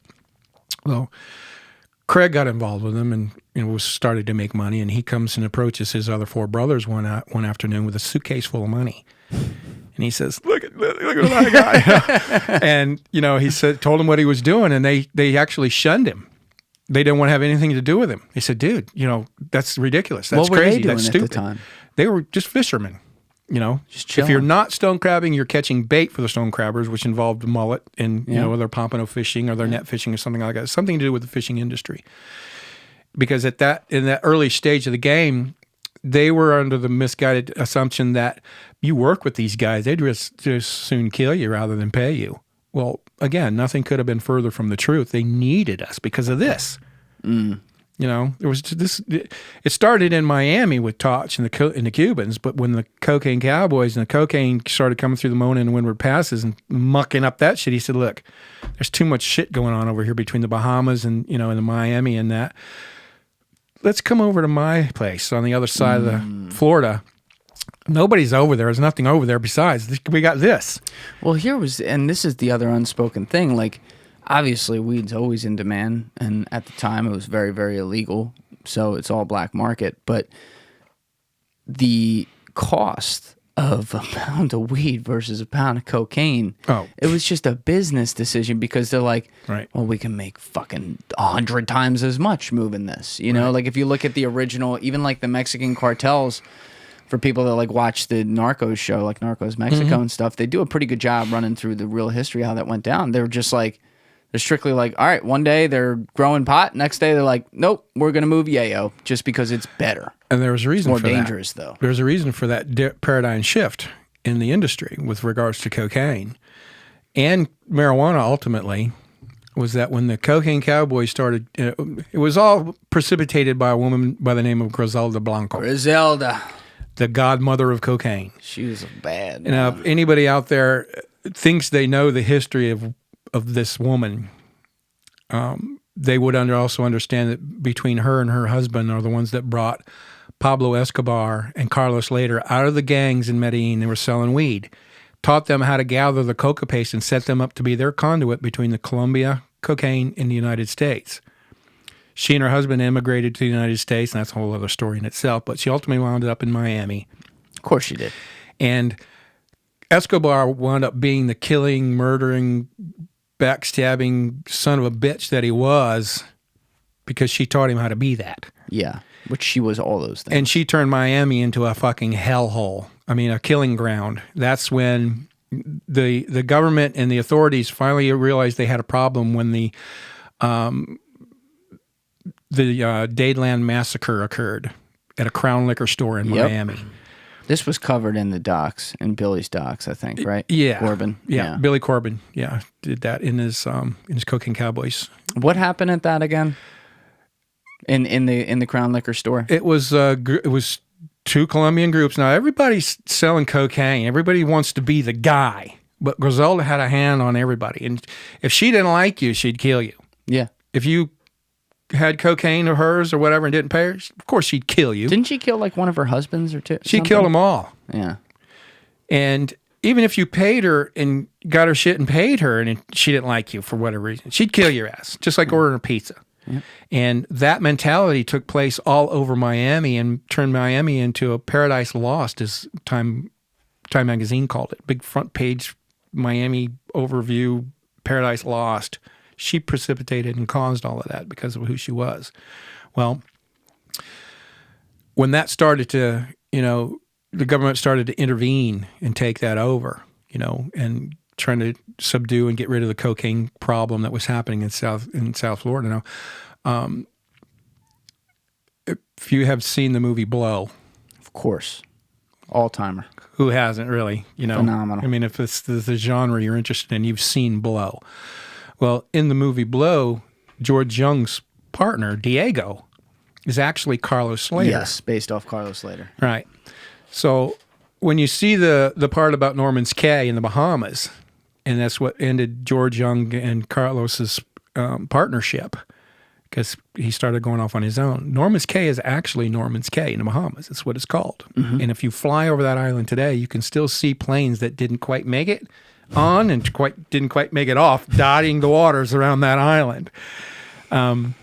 It's insane. Like what these guys did, flying in the middle of the night. Like you talk about this whole boat thing. At least like it's two boats. You're like, hey, what's up, bro? You're going back and forth. These guys are fucking dropping fucking bales of coke onto the water, and then someone like Luisa was going out there pulling the bales off the water, driving it back in, coming back out with the Donzi, pulling them, driving back in, coming back out with the Donzi, pulling them. It's like, this is insane how this had to go down and how organized, but like how many things could go wrong. You know what I mean? And to get out of that scenario is why he bought that island, so they could land the planes, put it on boats, and run it to Miami on boats. Nobody's looking for airplanes, and the boats, these go-fasts, as the government called them, we just run that shit, into Miami like that. And you're right. And they opted for the smaller cargo with the same amount of profit, if not more. Oh, more, yeah. And the marijuana aspect of it was so big and bulky and clumsy and there's no hiding this shit. When you go offshore in a boat like ours and get 15 tons of that shit, there's no hiding that shit down below deck. You got to put it up on the, you're just driving around with a stat. You're this fucked shit's if everywhere. someone drives by. Yeah, we're screwed. You're but fucked. The thing about that is if you are looking to search the web privately and not have all these websites track you when you leave, check out my friends over at Privado VPN. Privado is the VPN company that gives you full privacy while losing you no speed, and it allows you to use the VPN on up to 10 different devices at a time. We love that. So if you check out the link in my description, you will go to my landing page with the company, Privado, and you will see a plan there for $4.99 a month. It is the same one I use. You're going to love it, so check it out. whether it's be on the boat, on the big boat coming back from the mothership, or in the cars driving it from the house that we put it into Miami, there's always a safety valve built into that. How so? Well, if you're offshore like we were running offshore, we always had what we call a chase boat running alongside of us. Now, this is a Scarab or a Chris Craft 31.3 with enough horsepower to do 70 mile an hour before your ass can even hit the seat. So you would always go out with one of these? We always have a chase boat with us. So you had a fourth crewman? Essentially, a fourth crewman. And he would stay right there with us, follow us back in. Now, Captain Billy's, the captain's job is watch the radar, listen to the radios, and get that boat to shore. Now, if something on the radar picks up, if we pick up a target that looks like it's coming toward us, the radar goes to 50 miles. Then as it gets closer, you can shrink it down to 30. You can shrink it down to 10, so you get a better view on it. And if it looks like it's coming to us, we just leave that fucking boat in gear and get on that chase boat off into the night we go. Just leave the weed Let them out fucking there. have it. Give them a payday. Give the Because the government boat a payday. wasn't in Billy's name. He wasn't the owner of the boat. Oh my God. And it's never that way. The owners of the boats or the cars or whatever's being used are never there. They're always somebody else's. So if by chance we get stopped or we're going to get busted or whatever, So which never happened. This boat was always right next to you. Always there. So we could see if this shit's coming, we'd get off onto that fucking thing off into the night. And you didn't think that would look a little sketchy on a radar if the Coast Guard looked at that? It wouldn't see it. They wouldn't see that there's It would two look boats. like one blip on the radar. Really? Yeah, he's right there. Because he'd stay that close. Right there next to us. And the radar isn't that sophisticated enough to pick up a small vessel like that next to a target like ours. And gas isn't a problem because you're going, 30, 60 miles out, so it's nothing crazy. No. Wow. No. And it's all a time thing. And that safety valve was our chase boat. We had a way out. We're not getting caught with this shit. No fucking way. We're gone. We're off into the night. Now, let's talk about the other end, though, where they take it to Miami. Okay. In the cars. Because you said there's a safety valve there, too. Yeah. But how would this work? Like, you said they would take it in RVs and stuff. Would it be obvious if I opened the door that there's weed all over? Yeah. Particularly an RV, you get with it. Now, I've got a great story about an RV. I had the opportunity. I say opportunity, but I was given the opportunity, or was asked rather, to drive a Winnebago full of this shit. And why were you asked for that one? Well, because that was never your for job. that one reason. Well, let me drop back a little bit and give you this driving to Miami scenario. Yep. Now, this all takes place during the day. These cars are backing up to this house during the broad daylight. Starts as soon as the sun comes up. load that bucker, kick it on the bumper, and off it goes. Now, these people and drivers are hired by whoever, the owner of the car, and they would drive. They would know where to go in Miami, and typically it would be somewhere in western side of Miami, off of Chrome Avenue, somewhere around Kendall or someplace like that. How long's the drive across US 41? 120 miles. So they got to drive, call it 2.5, 3 hours, Right. in an RV. Right. So if an RV, a car, or truck, or van, or whatever they got, and they go to a pre-designated spot, which is typically a plaza of some kind like that, where there's a lot of people shopping and a lot of cars in the parking lot and shit like that. And they would get out, they would park their vehicle, get out and go window shop. And we would have one of our people with the Cuban counterparts that owned the material. We never owned the shit. We were what the government called service providers. Yeah. We were getting paid just to bring the shit to them and put it on their doorstep. You were the logistics guys. So we created at that time what the law enforcement now calls a dead drop. That's our guy who parks in the parking lot. He gets out and goes in window shops, and our guy says, "That's ours. That's our car. That's our truck." Another guy who's in the Cuban lot would get in it, go take it, and empty it, and bring it back, empty. So he'd take it somewhere else. Take it somewhere else and unload it. Bring it back. You never knew where it was. We never knew where it was in the Miami, and the guys in Miami never knew where it was coming from in Everglades. So that was a bit of a safety valve in itself.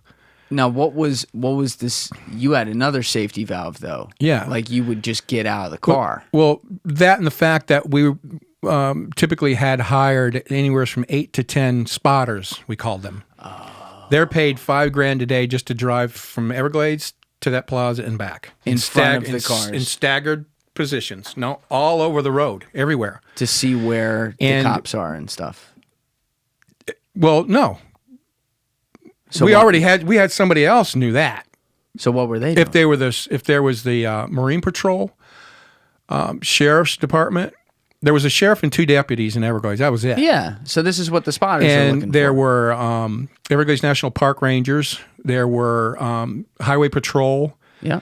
And when you get south like that, those departments kind of thin out a little bit. They've got maybe 1 or 2 highway patrol that patrol that area like that. We have a guy sitting outside their house watching.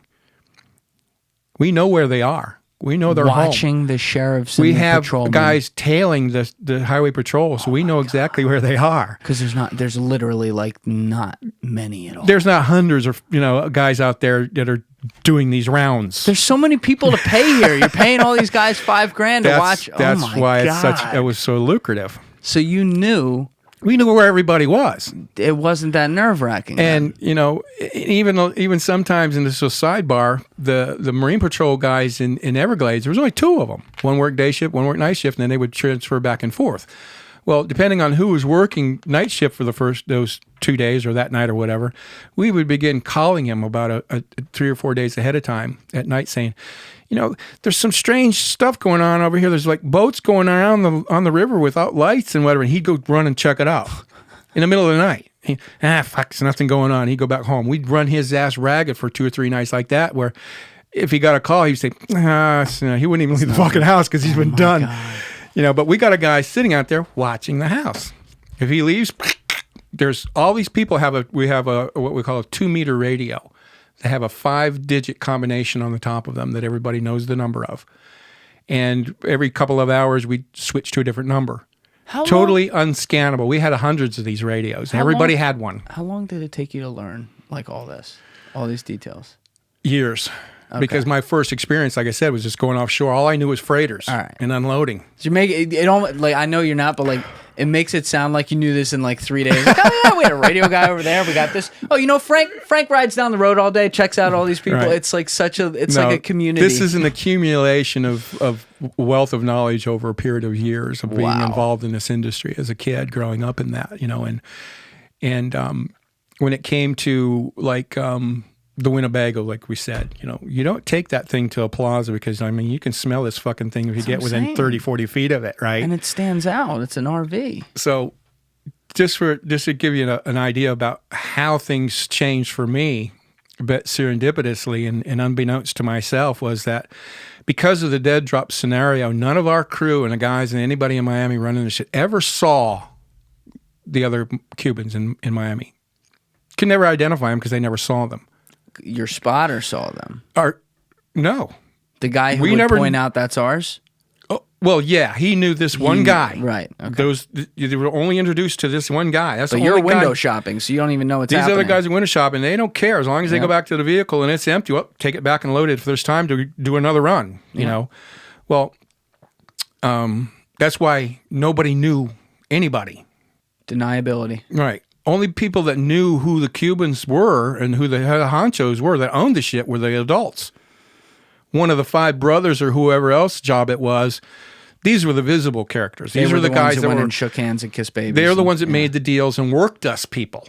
Right? And we, like I said earlier, I don't care whose job it was. It was never any of my concern about whose job it was. As long as you shit that paper bag at me, it's all cool.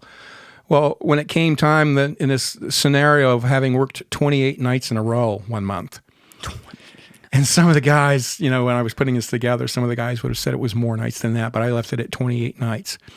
And these were the nights we're doing that. That 15 tons I did as a kid, that first job, I never saw a load that small after that.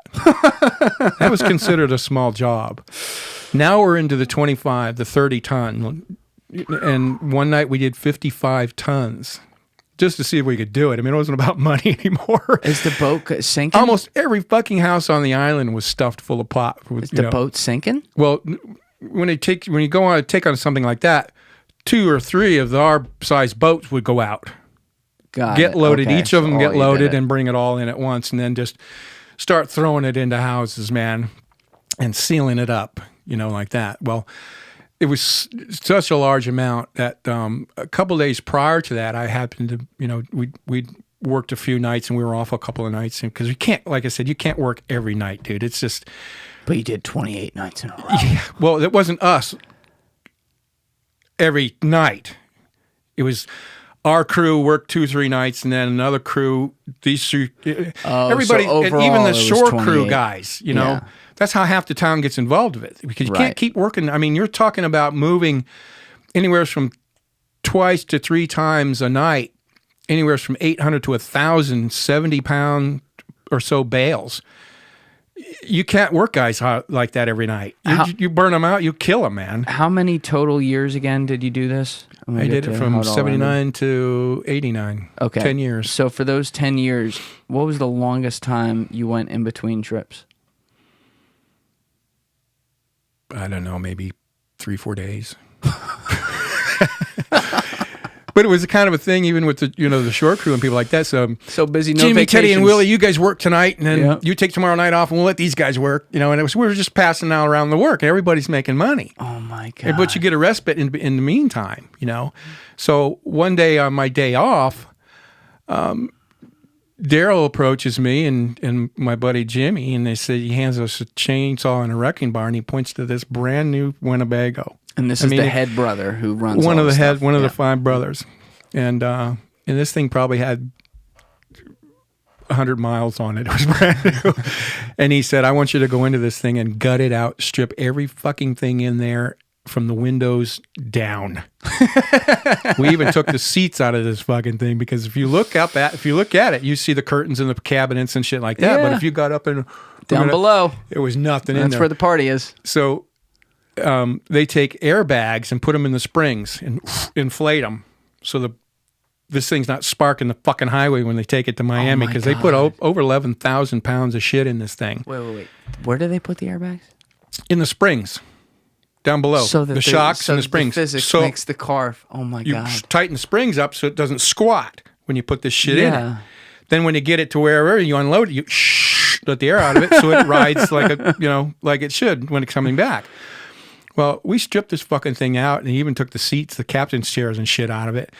And when they loaded it, they had to pull one out so the guy could sit there between the bales and drive the fucking thing. Swear to God. So a couple nights later, we do this 55-ton job. They load this fucking Winnebago up. So the next day, I worked that night. I made $75,000 that night, just running offshore and coming back, Good night. So I'm walking up to one of the houses. I mean, we had like every house on the island was stuffed full of shit at this point. Of course. So I walked up to the house, just, kind of see what's going on, what's happening, like that kind of shit. And there's Daryl standing there and he goes, "Timmy, come here." He says, I got a favor I need to ask of you. He said, I see that Winnebago there. He says, I need somebody that I trust, that will drive this thing to Miami and stay there all day till the load's done coming that day. But you can't go to the plaza. You got to go right to the house. Wherever they're taking this shit, you got to go straight to that house because, like I said, you get anywhere close to this fucking thing, you can smell it, right? And he needed somebody he trusted because I was going to that house, first of all, and I was staying there all day till the vehicles quit coming so I could bring a carload of cash back to him that night. And so the Cubans were okay with this? Well, yeah, they had to be. Because normally, if I was sent there to do that, as trusted by them to do that, they trusted me to do that. So only rare people would get to do that, basically. I was the only one that ever did that. Because that was the only 55-ton night we ever did. So this was a very rare It was a very rare scenario that this had taken place. Because it seemed, because now you know where that is. You know what I mean? Like, you know where that is. And the whole point was they had blind deniability. Somebody he could trust. That's why he needed somebody he could trust. But I'm saying on the Cubans' end, their whole doing that at the plaza, meeting you with the spotter, was so you never knew where they were. But now one of you, I guess the brothers may have known too. They all knew that. The older generations knew that because they were making the deals with these guys. Right. So if they sent me over there to do that, that meant that there were no trust issues, that I was rock solid guy, the right one chosen to do this. I'm just thinking out loud, though. It doesn't mean necessarily that they made the deals at the place where they stored all the stuff. They could go to a restaurant. They could go to a safe house. They could go, you know what I mean? Exactly. But you were going to be going into the actual place. So this is like, I'm surprised they agreed to that. It was a big responsibility.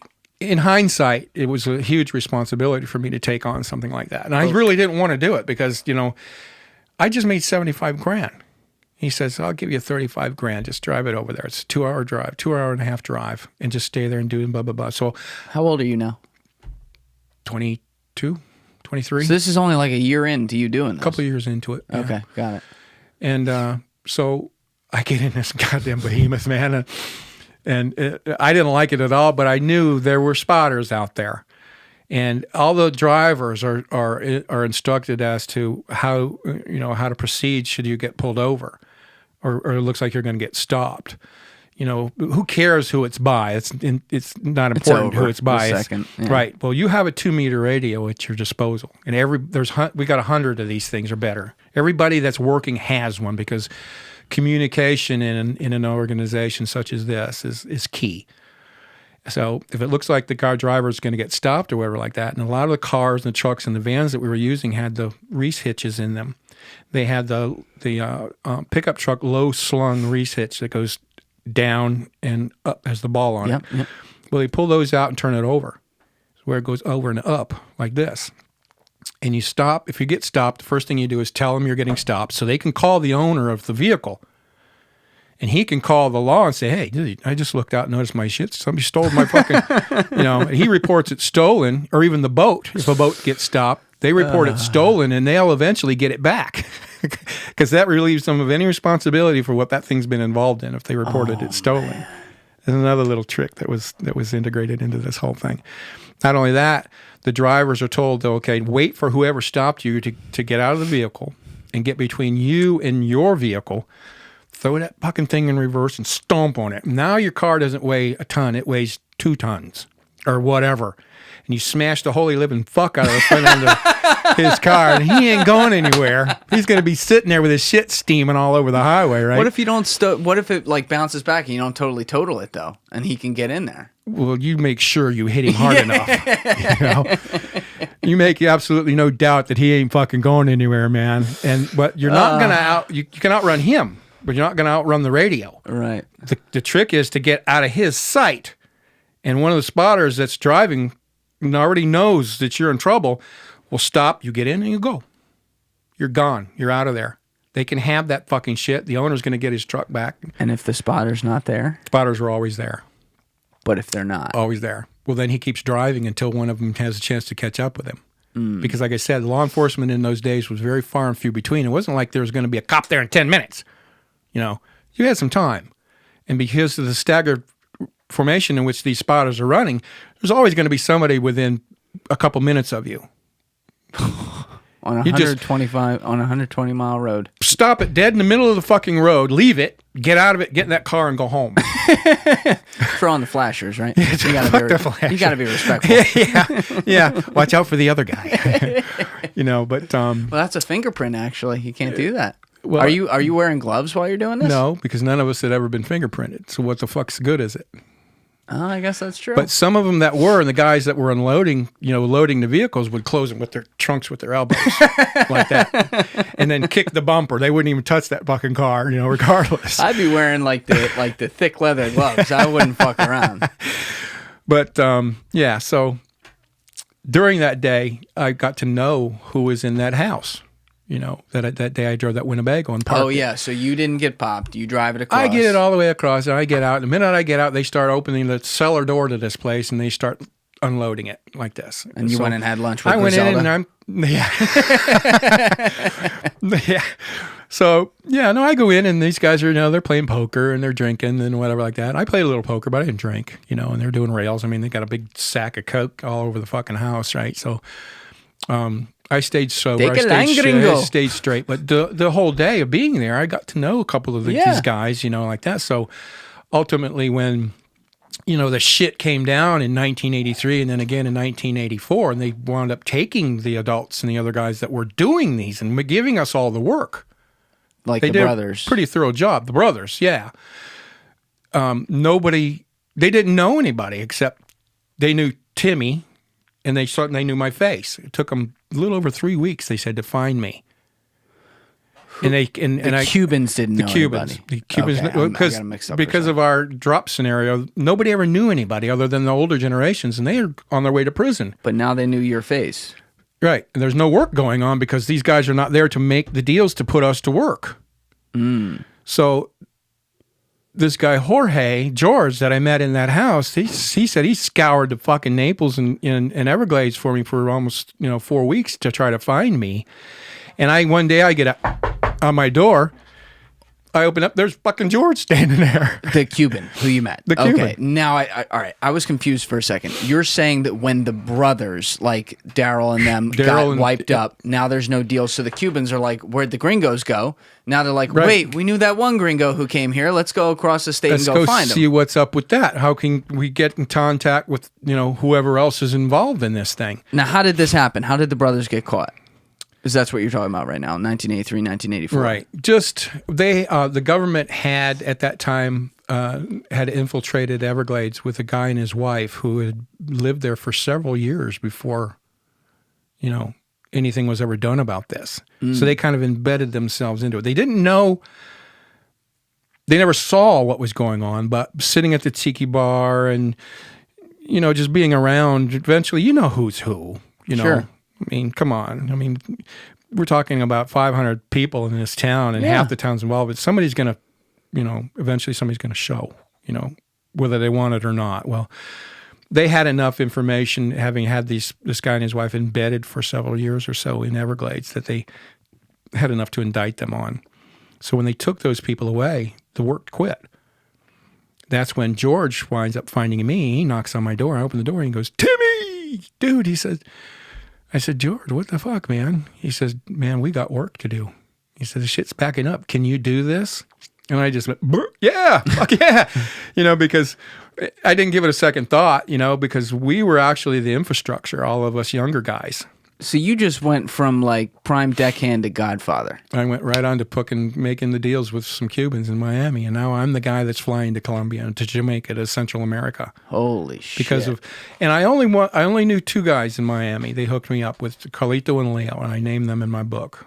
And where are they today? They're I have no idea. I don't care. They wound up being, after digging into my own past, they wound up being two soldiers of Griselda Blancos. And word had been to get around all over the Caribbean of people that were involved in this business, whether it was cocaine or pot. And Noriega found out about it, about how the shit was coming in and how easy it seemed. He was the president of Panama. He was the president of Panama at that time. I wound up working with him 3 times. Whoa. Okay. All right.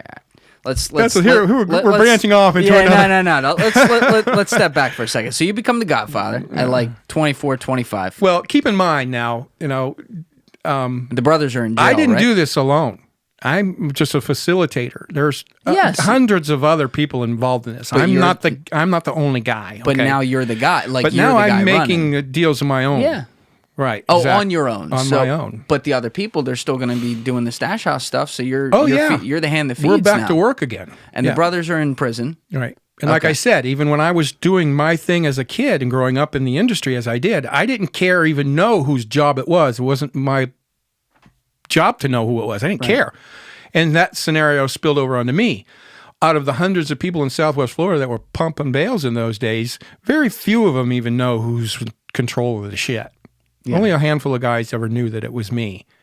But, you do it long enough and eventually, it will get around like that. But it kind of permeated the industry a little bit like that, So Jorge knocks on your door. You start making these deals. Right. And now, when's the first time you're going down to Colombia? How does that, or Cuba, wherever? How's that come together? Yeah, so I get introduced to Carlito and Leo, and they said, let's do a test run. Let's do, 15 tons. Let's do a small one like that. And I had to get with several of the older generations, whether they were from Everglades or Goodland or Marco or wherever the fuck they were from, I'll never say. And I had questions about, how much do I charge? Where do I go? Because I always knew the other end of it. I didn't know you knew the paper with the money. I knew the paper bag on the table kind of shit and scenario, but I didn't know the other workings of it, the upper echelon aspect of it. Now you had to go to graduate school. He taught me that. He told me, and I inherited these connections from them because their shit's backing up over there too. Wherever the fuck. I've been to Jamaica, I've been to Central America, I've been to Venezuela, I've been to South America. I mean, Carlito and Leo had a corporate Lear jet. At my disposal. At your disposal? That I would fly anywhere in the fuck I wanted to in it. From what airport? From Miami. So you drive over to Miami and I drive to Miami, hop on the jet, and I could say I was flying to Colombia. That's a 5-hour trip. All right. I want to make sure I follow, and people out there are following too, because there's a lot of moving pieces. Because there's a lot. There is a lot. These two guys, soldiers of Griselda, that you later found out. You didn't even know that. Carlito and Leo. Right. Yep. Then they were nice guys. They weren't holding a machete up to your neck? No. All right, cool. So, no, none of that shit. Nice guys. Because... we'll call it what it is. Let me just do a sidebar real quick. Yeah. The reason for that is because they can't control this. Yeah, you can't come into town and figure this out. This is generations of fucking doing here. You just don't come in and take over something like this. So they needed us. Sure. You're not going to stick a gun in the guy's face that you need. But they were Cubans working for Griselda. And you're talking about all these other places, though, too. Colombia, Venezuela. These are the sources where I get the material. Depending on who... So the Cubans were working with them. Right. Okay. Well, no. No. I work with Carlito and Leo. Yes. They had any one of the hundreds of cocaine cowboys in Miami or that wanted to get into the pot industry or the pot business, would give them the money. Give it to me. I would buy whatever you want. You want a Jamaican? You want Panama Red? You want Colombian? What do you want? I could go get it. You're controlling the freighter now that you guys. I have the Caribbean connections. They don't.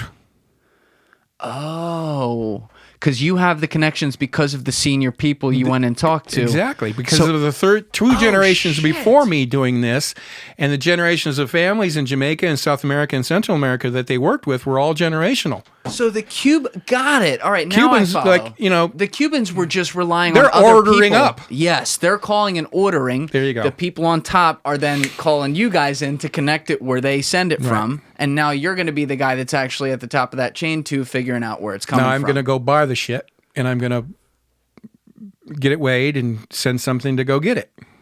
And hopefully not a freighter with cows that you have to put at the bottom of the fucking Gulf of Mexico. But I fly down to Colombia this first time. And I meet the boss. Which boss? I won't say. He was one of the main characters in northern Colombia in those days, whose range went between Santa Marta and Cartagena in the northern coast of Colombia on the lowland side of it, where the Colombian red was grown. If you wanted gold in Punta Roja or something like that, there was a strain in the highlands inland. You go by plane to get that shit. You don't get boatloads of that shit because you're going to truck it, 100, 200 miles through the jungle to get it to the coastline. Plus, the Colombian gold in the Punta Roja was more potent, so they commanded a higher price. So you could haul less of it and gain a significant profit enough for that, for like 6,000 pounds. That's as much as you can get on a DC-3. That's it, 6,000 pounds. So at $175 a pound, I'll do your job for you, and I'll get whatever it is you want for it, and I'll put it on your doorstep for $175 a pound. Give their money to me. I don't want to meet anybody else but you two, Carlito and Leo. Don't bother. I'll work through you, and you handle whatever your people want. I'll give it to you, and you deal with it like that. Now, if I do one or two jobs, while I'm waiting for the first load to get paid for, I'll do maybe one or two more. Now I'm in the hole. Now they're in the hole for me for 15, 20 million or so. And now you're handling the top end of the payments. Now, how this works is, and us as the service providers are guaranteed to get paid. And the reason for that, regardless of what happens, and the reason that is the scenario I'm about to unfold for you. If you owe me, say I do 40 tons for you, and I'm not going to do the math in my head, it's fucking stupid, but say you owe me $10 million or $15 million. I'll send all the shit to you into Miami except for $15 million worth of it, because I paid $10 a pound for it in Colombia. I get 30,000 pounds of shit for $300,000. $10 a pound. And between 8 to 15 days, depending on any unforeseen weather patterns coming up to the Caribbean or whatever, that's how long it takes to get from South America to Southwest Florida. I've turned that $300,000 into $10 million or $15 million, because I've taken $10 a pound shit. Now it's worth $500 a pound when I drop it in Miami. I don't know why Wall Street wasn't investing in this. It's a great business. If you owe me $15 million, I take $15 million of that shit of yours and put it in Naples or in Golden Gate and send the rest of it to you. So when you start selling off that shit, you give me $1 million, $2 million. I'll send $2 million or $1 million worth of your shit to you. Oh, you get the give whole me little all ransom. my money. I'll give you all your shit back. Because if you lose your shit in Miami, we didn't risk our fucking asses to not get paid. Yeah. I could sell that shit and with a phone call and we get paid. So we're always guaranteed to get paid in that. I'm pointing back at the picture on here. This is why you had them by the balls. Yeah, exactly. Because they can't come in here and do this. They can't do this without you. So this is what I'm saying. You guys had the leverage to, as the gringos over here who aren't carrying guns or anything. You guys are just normal people hauling pot, to insist on this. I never saw a gun. The only time I ever saw a gun. They can't do shit about it. Leo, of the Carlito and Leo partners. Leo was always walked around like Magnum PI with a flower shirt on and shit like that. And he had a pistol always stuck in the front of his pants. That's the only time I ever saw anybody carrying a gun. And you guys never carried nothing? Never. The only time I ever picked up a gun was just by happenstance and by chance, and I wasn't forced to in any way, but I felt obligated that and everybody else was picking one up. It was the first time I went to Colombia and met the boss on this first run for Carlito and Leo for 30,000 pounds. I flew down there. Take about 5 hours to fly down to Colombia in a jet. And we're flying out over the jungle in a sea of green. And then you see this little strip out of the middle of fucking nowhere. And that's the landing strip we're going to land on. In the middle of all of this. Fly right over the trees and drop it down and land on this little airstrip. How long? Maybe 100 yards or so. And how 200, big? 150 yards. The jet? It's a small Lear, a small business Lear. It's still tight. Maybe a 12-passenger jet. Yeah, it's tight. Yeah, and it's a dirt runway. What's the pilot saying? Like, you coming down here for vacation? He was their guy. Fuck him. Got it. They trust him. Hola and adios. That's it. We're good. Because it was all a matter of trust in those days. Yep. And a simple fact that if you fuck this up, your shit doesn't happen anymore. Mm-hmm. And with us, you're almost guaranteed you're going to get your shit just because of what you're seeing right here. I never lost a load. Let's just put it that way. I was never involved with anybody that did. And there were guys that, like I said, we weren't the only pot haulers. I mean, there was so much work for everybody to do that there were 5 crews up and down Southwest Florida in those days. And there's, like I said, 50 to 70 people on a crew, guys and gals. And we're unloading Over this and shit over. offshore like they're out there like a parking lot. It was fucking ridiculous. And So once you land on the plane, when you go to meet this guy, like how quick are you in and out? What happens? I'll spend the day because I'll drive to Miami in the wee hours of the morning, get on the plane, take a 5-hour trip, get to Colombia in about 10 o'clock in the morning, 11 o'clock in the morning, spend the whole day there. Doing what? Just chilling? Drinking coffee? No. I meet the boss, and the first time out and meeting this guy, we didn't meet him the minute we got there. I took a Cuban buddy of mine with me to translate because this guy doesn't speak a lick of fucking English. None of them do. So I got to know what the fuck, So You still didn't speak I take Spanish? my buddy Ruben with me. No. To translate, and they bring us to the house, and we land the jet. We get in the Bronco, and we drive to the house. And flying in, we could see this thing, this big mansion on the side of the mountain that was built by his father. It was handed down to him by his father. His father ran all the growers. There's many, pretty much all the growers between, like I said, Cartagena and Santa Marta, which included the Barranquilla Peninsula and Barranquilla City, almost the entire northern coast of Colombia. They're taking growers, they're bringing in their shit from these growers, and they're processing it and baling it and packaging it and stacking it up. And when we got to the house, that next morning, or earlier that afternoon, we meet the boss, and he comes busting through the door, and it's this little, it's actually this stubby Cuban or South American looking dude with the black hair greased back like this, and he comes walking in like this, and I noticed this. He's got army fatigues on with the pouched pockets and shit, and he's got a gun belt on. He's got the leather boots on. He's got a T-shirt on that has a smiley face on the front of it, and underneath it says in Spanish, "Have a nice day." Right? Some he Breaking Bad shit. He right walks here. past us like this, and I see the back of his shirt, that same smiley face with a smoking bullet hole in its head, and it says "or else." And it'll always stick Nice in my to meet brain. you too. It'll always stick in my brain and seeing this fucker come through the door, right? Oh man. And it's just, how you doing, blah, blah, blah, introducing it, and we got right to it. He says, "I guess let's go see what you're here to see." So he opens the door, grabs an AK on the way out the front door, down to the Bronco and gets in. His buddy grabs an AK. Ruben grabs an AK, and I grabbed one. Everybody's grabbing a gun. Is that the first gun you ever held? An AK. Ever and only. Oh my god! What do you do? Are you like, fuck? Is this gonna go off? Yeah, I'm like, what the fuck is going on, man? So you're we sitting there like, yeah, no problem. we get in this fucking Bronco and we're driving. It's like 5 minutes go by and we pull off into this. And we get out in this. And as soon as the boss's partner opened the door, it smacked me in the face. That smell of pot and burlap. Oh God, I love that smell. If they make a cologne out of it, dude, I'm buying it. It was so crazy. And You hitting them like, can we smoke some? I get out and I'm pushing aside these big old leathery leaves. I'm going through the jungle, and all of a sudden I'm looking at this mountain of shit stacked up that looked like a Incan ruin.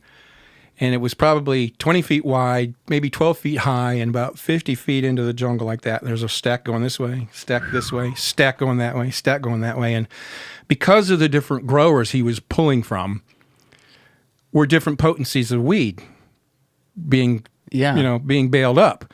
So I would walk down between these mountains of fucking shit with the boss and his people, and using his pipe, and he'd give me a piece of bamboo about 6 feet long with a pipe on the end of it, cut like a syringe. And I could stick the bales like this and pull some shit out and use his pipe. And I'm like, dude, give me, how many of those you got? Kick them down here. And his guys are up on the stack and they're kicking this shit down and I'm spraying a mark on them.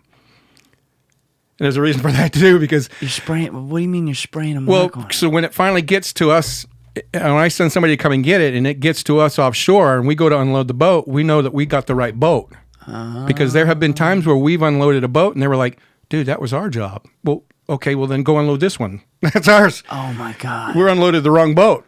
It was just disorganized on the high seas. It was so fucking, it was out of control, man. I mean, it was just, like I said, then they were parked like the parking lot out there. So we knew when it got there that mark meant that was my shit that I found, that I looked at. How old are you on this first trip to Colombia? 23-ish, You're still young. 24. This is happening so fast. You came down there to crab a year and a half ago. Now you're talking with Diego, whoever the fuck, down in Colombia. This was in late 1984 after the Operation Everglades 2 took place. All right, so a few years in. This is like 84. So, you're maybe like 25, 26. Either way, it's still like, fuck, man. Like, was there a point where you, like, just had a quiet moment to yourself, like, in your house or whatever, just like, this escalated quickly? Or, like, should I stop doing this? Yeah, or? no. There were times when I, could, I wasn't killing myself, because there were a lot of people that I entrusted to, to take care of a lot of different things and delegate.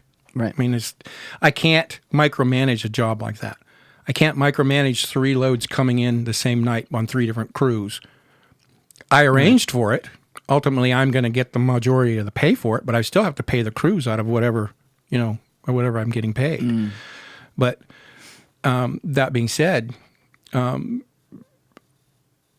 was never any reflection upon what it was I was doing. Just should I quit? Should I not quit? Have I got enough money? It wasn't like that. It was just, we worked under the assumption that it was never ending.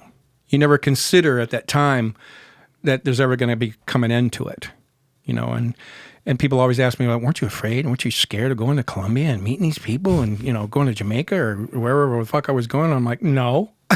You probably didn't think It never occurred to me to be scared about it. And when I think back on some of the shit that I've done now, my ass goes like a cigar cutter, man. You could cut a fucking end of a cigar off with my butthole, Well, it's also, I'm trying to think about this. This is pre-internet. It's 1980s. There's not movies about all these guys. It's just like, this is business. That's it. There's a nice man down in Colombia. We're going to have a coffee, smoke some weed, and make a deal. Right. And that's exactly all it was business. And as a business, doing a service as we were providing, if there was any part of that hauling scenario that I gave to you that I could cut out of the picture, for example, I had one of my dearest friends was a Everglades National Park ranger.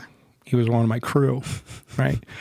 And he's the one that turned me on to this counter surveillance technology expert in Miami that we were buying all this crazy shit Did from. he ever get caught? No. And I never say his name. I never will. Got it. But being that there was another gentleman who was also, very high up in the political arena in those days, who was privy. I would stash a lot of the money that I was pot that I was keeping in lieu of payment at his house. The politician. Yeah, at his house. And I one night I just cut everybody out of the picture except for the load boat bringing it from the mothership. I brought them right into town. 2 boats, 47,000 pounds of Colombian fucking weed, to the dock at the Everglades National Park Ranger Station in the middle of town, and unloaded it into 2 tractor trailer trucks right there in the parking lot, and drove them straight out of town into Miami. And I cut all the people that in between out. The little boats, not even going and picking up. Oh yeah, well, to the mothership, pick it up. Okay, that was still happening. Bring this through the deep pass, which is. I thought you were bringing the full boat in there for a second. I'm like, Jesus Christ. No. I would have that part of it covered. Go out and get it. Right. Those guys would never come any further than we could coax them to get in, because they'd done their part. So the 2 mother boats, or the other boats, like the one I worked on when I was younger, bring them through the deep water pass, the main pass into Everglades, because you could bring a heavy boat like that through the pass because it was deeper there. Bring them right up to the dock, them right at the National Park Ranger Station, and unloaded them into tractor trailers and drove it right straight out of town. And I cut out the boats, I cut out the house, the bail handlers, the drivers, and all those people I would have had to pay. I kept that. Now these are because this is business. These are the residents of the town, though. Doesn't matter. Well, now are they pissed off? Oh, why not? Now they're not making any money. Doesn't matter. They're going to make money tomorrow night. Oh, because this would just be for like one thing here. This is one job that I managed to be able to work it out with these guys that were in these positions in order to do this, and one of the guys on the crew, actually, our Everglades crew's father was one of the sheriff deputies in town. I mean, there isn't anybody that we didn't know, so I could do something like this and pull it off. And like I said, this is business. In whatever scenario I could eliminate from the whole picture, I keep whatever I would have to pay them. So I make $2.5 million rather than pay out that $2.5 million to those guys. How much money are you making a month right now? Oh, God. Well, when I'm working the whole crew or whatever like that, and everybody's part of the whole, you know, from A to Z, I keep whatever's left over. And anywhere's between $1 million to $1.2 million a month, a job, a night. In a month, dude, we did 28 jobs in a month one time. Where is all this money? Where is all this money? Where did you bury it? Well, see, there's another myth too about the burying of the shit, and I've been asked that many times. Where do you bury your money? Fuck, you don't bury money. Money molds and mildews and rots. Listen, I got a few friends up in North Jersey with vowels at the end of their name. They would argue that point. They definitely bury some money. Well, you know what? Good for them. You know, God bless their ass if they can remember where they buried all that shit. You know, we're talking about. They got the coordinates. You know. I don't want to get too far off track, but you know, I had one of those burying the money things stories given to me by Craig, the younger of the 5 Daniels brothers. One time, he said he had a PVC tube that he put like 150 grand of hundreds in, and then capped both ends of it and took it out and paced off of this tree, paced over this way, and buried the fucking thing. And about 3 weeks later, went out there to find it, and he's looking all around. He can't find the fucking thing. Well, I mean, so he goes and gets Daryl, his older brother, and come out and help him look for the fucking thing, and because you know all the growth and the shit like that. And then he this is amateur hour coordinates, man. Latitude, longitude. Come on. So he's thinking, did somebody fucking maybe watch me or follow me and see me because he can't find it? So they go back and they get a piece of rebar. Now they're out there juking in the ground, and you know, instead of digging holes and shit. And he's like fucking sweating. He says, "Fucking shit!" And he sits down, and leans against a tree, puts that bar on his knees like this, and he's like this, and he looks and he notices this little curly cue on the end of the rebar. It's black, muddy. Breaks it off like that, and it's white. PVC. Holy fucking shit! There it is. There it is, right there. He found it. But he never buried it again because of that. God. And I never buried money because of that, because if you start burying this shit, and, you know, a lot of times, you know, in the amounts of money that we're getting paid and the millions and, you know, tens of millions of dollars ultimately that's getting paid out, some of this money doesn't even come unbanded. You know, you get $50,000, $60,000, $70,000 or $100,000 in 20s or in 5s. Nobody wanted the fucking 5s because... You know, when I started doing my shit, we had a money house in Coral Gables in Miami that was just for going and getting paid. And when they sold the shit, the money would come to that house, and they'd have hundreds in this room, hundreds and 50s in that rooms, 20s in that one, 10s in that one, and 5s in a 6-car garage. Because if you've ever seen $1 million in 5s, it'll fill this fucking room. Because a 5 and 100 weigh the same fucking Well, every bill, no matter what denomination, weighs a gram. Yeah. And in those days, it took me a little while to figure that out. When I would spend, you know, after we got going, I would find myself, you know, in Miami still counting money when I should have been off to Colombia again, or I should be helping my crew unload. But I'm still counting millions and tens of millions of dollars because now we got jobs that are stacked up and starting to get paid for. They're bringing out, you know, different denominations from each room in a launder basket, setting it in the kitchen, and we're pop the rubber bands and put it in. There's 3 money machines going. Yeah, I was gonna say round the clock, and we're ledgering and we're counting and banding and throwing and sitting. And they got to mix it all up because they have to get rid of the 5s. Well, so you can't take any one denomination. That was the rule. You had to take so much of each denomination, even the 5s. This is something the movies get so fucking wrong because they show everything like you just open up a box, or like they're taking the hundreds and they hand you a bunch of Benjamin Franklins, and it's not like that because it's not like you can just like walk down to the bank and be like, all right, I got 1,000 5s. Can you change me on a hundo? Like, exactly. It's not like that. And it's not like in the movies, as you're saying, when you see a guy running with a duffel bag or a bag full of money, he's not running and slinging that fucking bag around. That shit's fucking heavy. How much does $1 million in 20s hundreds weigh? 22.2 pounds, almost a kilo. In $100 bills. $100 bills. It's 22 pounds in $100 bills. 140 pounds. It's a big briefcase. 140 pounds in 20s is $1 million. So that shit weighs. It starts weighing. It starts adding up. And we didn't realize that, didn't come to that realization until, a year or so into this, doing this with Carlito and Leo, and I'm not being able to get up because now the loads are not pillow bales anymore.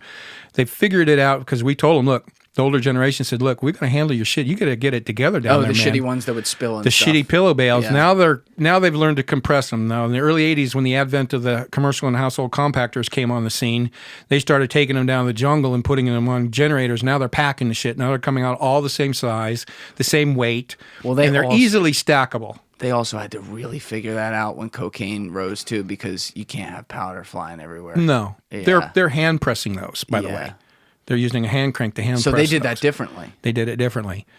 Ours being bales of weed, throw it in a compact it, and then slip that bag into a burlap sack and stitch it shut.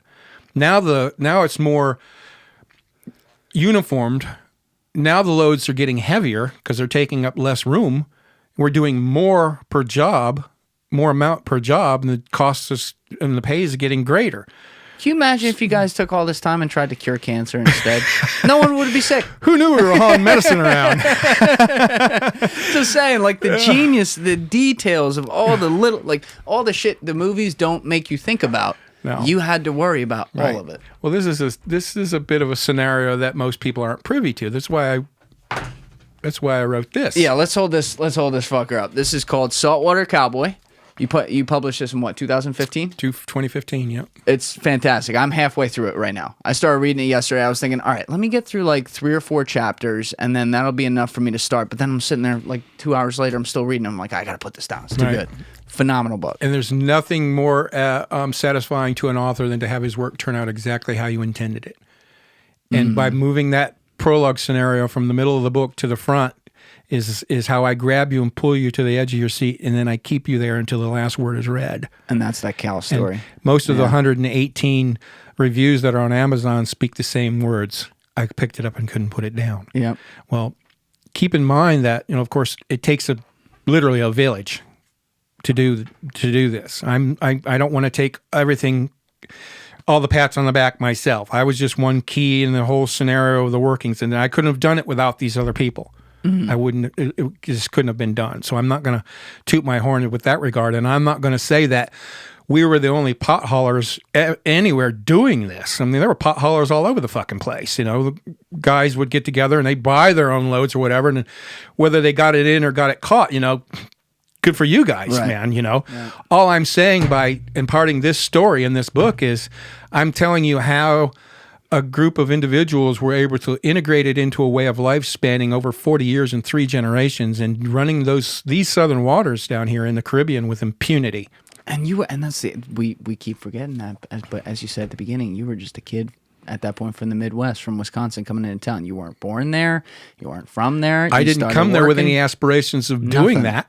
It just, like I said, it's a Forrest Gump tale. I just tripped over one thing and into the next. And it's not like, this isn't like this dark underworld. It's not like that. It's like a way of life, and they're moving this plant. We deal with some people. We don't ask questions about them. They deal with their shit, but like, this is it. This was family. Yes. It was generational. And like I was saying earlier, and you're talking about these people's misguided conceptions about dimly lit, smoky back rooms with guns on the tables and a deal being made with, rough guys standing on the perimeter in the dark in the shadows like that and a little light over the table. Nothing could be further from the fucking truth, man. I've made $100 million deals standing on a street corner in downtown Miami in front of a Cuban cafe, dunking Cuban bread into Bustero Cuban coffee and doing a $100 million deal with a handshake. That's how it was done. Were you still living in a trailer? Yeah. Oh my God. Yeah. You don't change your lifestyle. So where seriously though, back to the money though, where are you putting all this money? Like, what was the spending like? Because there's no way you're spending all of it. No, it's, and that's the reason why the 5s in particular, and sometimes the 10s get moldy and molded, moldy and mildewed and shit like that, because they're banded in clumps of $50,000 or $110,000 or whatever, depending on the denomination. Those never get broken from that. They get paid, and then he pays with that. Money by its very nature is designed to be distributed. Yes. Used. Yes. Fingerprints all over it. And banks don't use rubber bands. They use paper bands. So the bands fuck with it. The bacteria on the money fucks with the rubber bands, and it turns them to gel, and they start falling the fuck apart. Really? That's why banks use temperature controlled vaults and paper wrappings. Yeah, you'll never a pain in the ass. But bank will never hand you a stack of money with a rubber band around it for that reason. I used to, because I was a caddy growing up, so I was always in cash business. I didn't have a credit card till I was 23. I don't think. Like I just always had a lot of cash on me, and I never had a wallet until I was also 23 and came in the real world. My boss looked at me funny, but I would keep my money just wrapped in a rubber band with the cards, with like a debit card in the middle. You know what I was using as a wallet? What was that? A shaving kit. A shaving kit. Yeah, a big shaving kit with money in it. You're carrying around like a fucking pocketbook? That was my fucking wallet. Right. Oh my God. But as far as the spending goes, like I said earlier, we were taught, by the older generations how to spend money and be able to spend money without having anything to show for it. Because even today, if you spend more than $10,000 at any one place, you're required to fill out what's called a CTR, a cash transaction report. In cash, right? In cash, right. And they in turn report that to the Internal Revenue Service. That's the law. Yes. Well, so $9,999, you're good. Right. If we didn't actually know the people that I was buying from, I bought cars and boats and shit and paid cash and all kinds of shit for them from people that I knew that owned the dealerships or owned the whatever like that. I bought a chase boat. $90,000, one of those fast boats that rides along offshore. Did you do it in tranches? I did it I come back each day with $9,900 until it's paid off, then I go off with my boat. So that was an agreed to under the table. It was agreed to by the owner of the marina, who was actually the owner of all the Nissan dealerships in Southwest Florida at that time. So I could pull in and buy a truck and say thanks and drive off with the fucker. He knows he's going to get paid. He knows you're good for it. Oh fuck yeah! We go into town. I'd go into town with a buddy of mine in this piece of shit pickup truck and say, dude, pull in here. Pull out give him a brand new truck, and we go to the club. Good day for him. Oh my God. But and as far as burying and securing your money and like that, we would from time to time have a couple of the girls on the island, my buddy's girlfriend and another gal on the island, would take paper bags that we would have a certain amount in them written on the bag and our name on it. They would take these bags to Miami to a Cuban gold dealer and buy gold. At that time, they had what they called a troy ounce cougaran, South African cougaran, gold coin. Change the money for gold coins. Now you can do any fucking thing you want with them. In my case, I had, four or five, I can't remember right off now, big money chests full of these coins. And I would have a chain wrapped to it, and I'd just throw it off the dock next to our boat right there in town. And if I ever needed money, I'd dive out in there and follow that chain and open the box, take a handful of coins out and go to town. There's all my cash laying at the bottom of the fucking bay. There any still down there? No, but it's just stupid shit like that. I'm going into town one day to grocery shop because any significant grocery buying had to be done in town because we're 30 miles from any Publix or Winn-Dixie or whatever was happening at that time. Oh, this is like that far away from shit? 30 miles from Naples. We were out in the middle of fucking Everglades, dude. So they had a local grocery store, but if you wanted to stock up and get groceries, I didn't realize it was like that far from civilization. You take your ride into town and put your shit in a cooler and buy your groceries and drive back. Well, I'm on my way into town one day and I passed the Chevy dealership and I had a Mustang Cobra, 76. And I see this awesome looking Corvette in the Chevy lot. Well, I pulled in there and I'm checking it out. And it turns out that the owner of the dealerships, that was his son's car. He just turned it in and got something new. But he had it all nice flared and ground effect and tinted windows and big tires and shit. And it was cool ass looking car. And I said, I don't want that fucker. So I wound up buying that car. I'm gonna have it. But I got my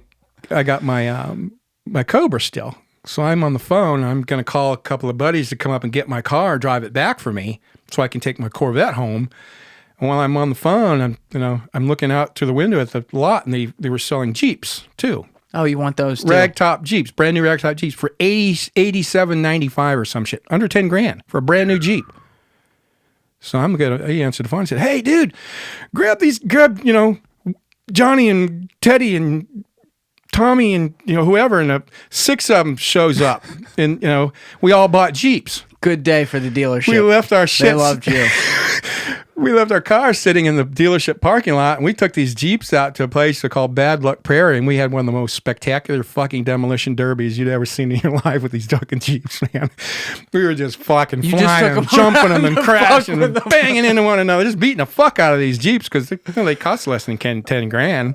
No, we go nothing. have a day of it, go buy some Jeeps and go fuck them up. So I've got mine, and I got my dingbat girlfriend, blonde bartender girlfriend, sitting next to me, and she sees the roll bar, and she's thinking, "You can roll this thing. It's got a roll bar." Oh no! And she's screaming, "Roll it, roll it, roll!" No. So I just cranked that fucker over, and I doosh, turn it over. I'm spitting sand. I got sand in my face and my eyes and shit. I just totaled that fucking Jeep. And we did that all afternoon until we had like one that would get us back into town, and we drive this fucker back and pull it onto the lot, just walk away from it, get in our cars and go home. They're coming back. What happened? No, never even got questioned about it. Oh, man. But that's What how you a spend life. money and not have anything to show for it. That's still, but here's the thing. You just took a full day of that, right? And you spent... Only spent $8 grand. Yeah, but per car. So let's say you bought like 4 of them. We bought 7 of them. Okay, 70 grand. At this point, you made $200,000 the night before. Just saying. You're not making a dent. Right, so where's the other $130K? Well, then you go to the club that night and you spend, $100 grand and you take the club over. Well, now you still have $30K left. You go into Miami and hit any one of those clubs from South Beach to Miami, and we would go down the line. I would take 5 of us would take a couple $100 grand each. We had $1 million between 5 guys, and take on a club. Walk in and say, "Take the tab here. Here's 200 grand. Shit. Let me know when that's gone, if it's gone." So you're not was your goal just to spend the money as fast as you got it? Pretty much. It was fun. It was something to do.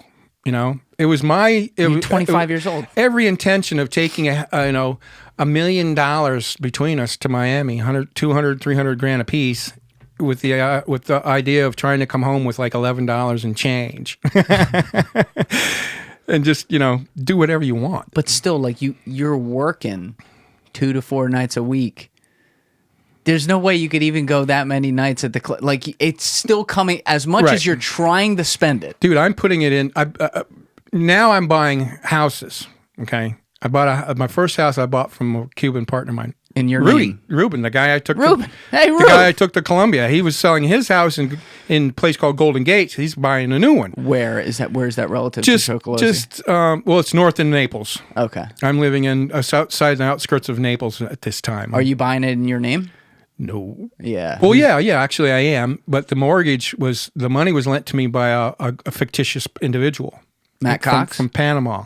yeah. You get that, Matt? He's throwing you under the bus, dude.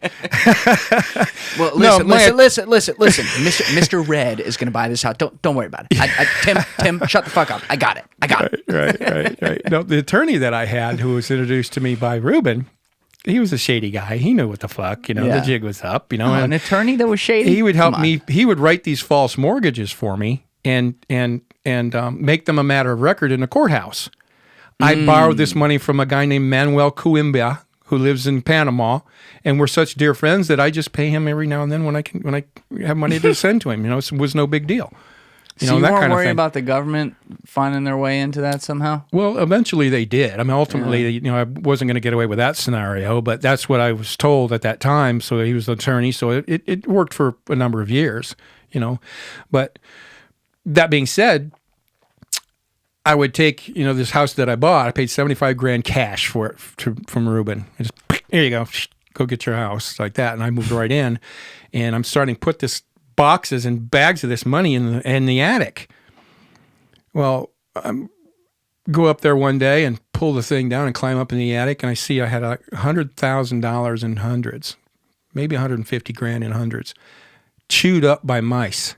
Oh, no. They made a cool little condo out of this shit, man. And they didn't just, I mean, it wasn't like you could just take it out and tape it back together. I mean, they minced this fucking shit into confetti. Jesus. And I look and I start laughing. I'm laughing until I about pissed myself because this is the funniest fucking shit. This is a cool little house they made. I just grabbed it like this and tossed it back in with the rest of the insulation and set the other bag down on top of it. Oh, my God. But it started to stack up that way. And you're just storing it in houses. I had to buy the house because the condominium that I had at that time, I started making money.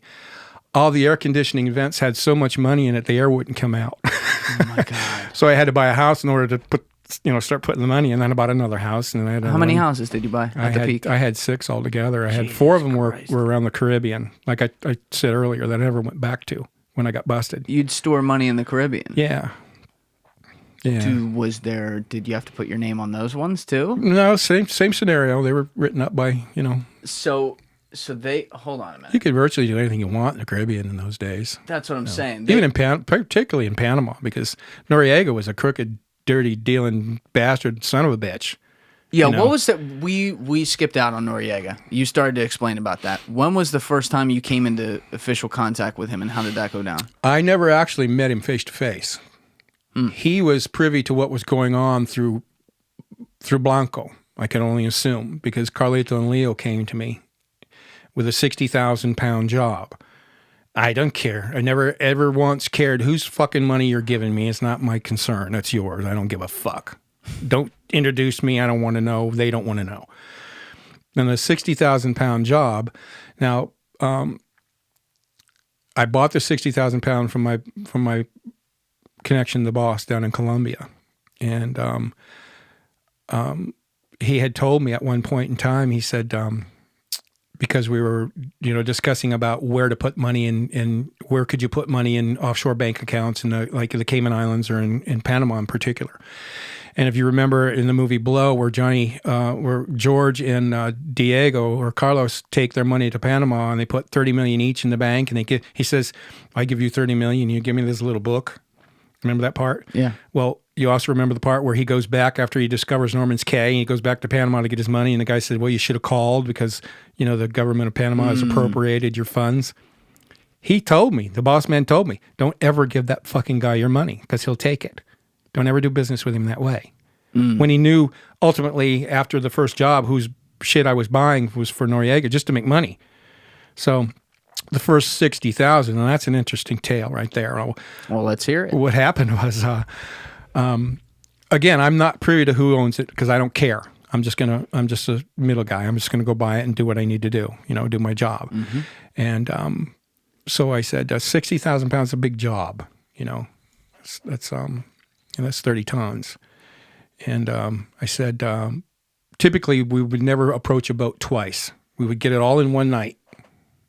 In the earlier days, you could do something like that with a boat that had, 300,000+ pounds on it. You could go out there night after night until it's empty, and then he could take off and like that. But as now the you don't want it sitting there. As the years going by, we don't want him sitting there. We don't want him loaded like this. And I said, well, show me. They were going to use their own boat.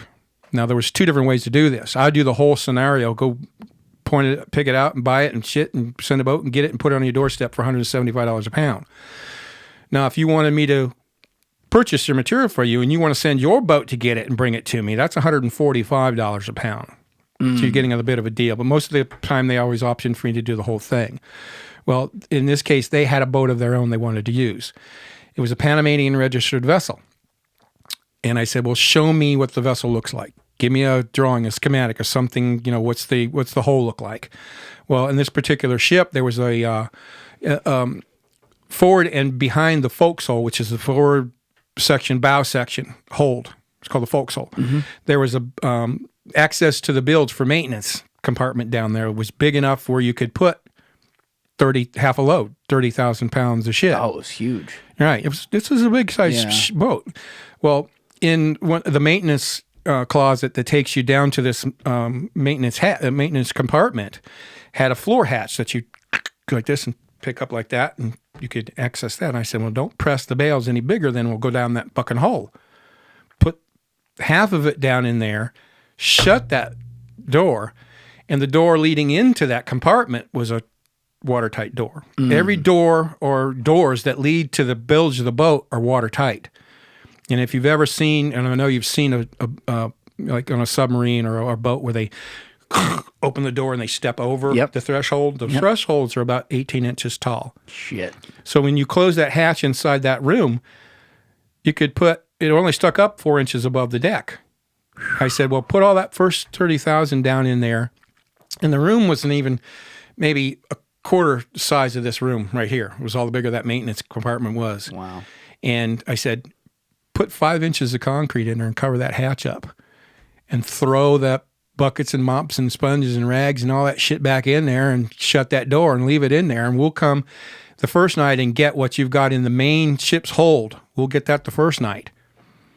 And then when we come back the next night, when we radio you were coming, you jackhammer that hatch open and start bringing that second load out of there, right?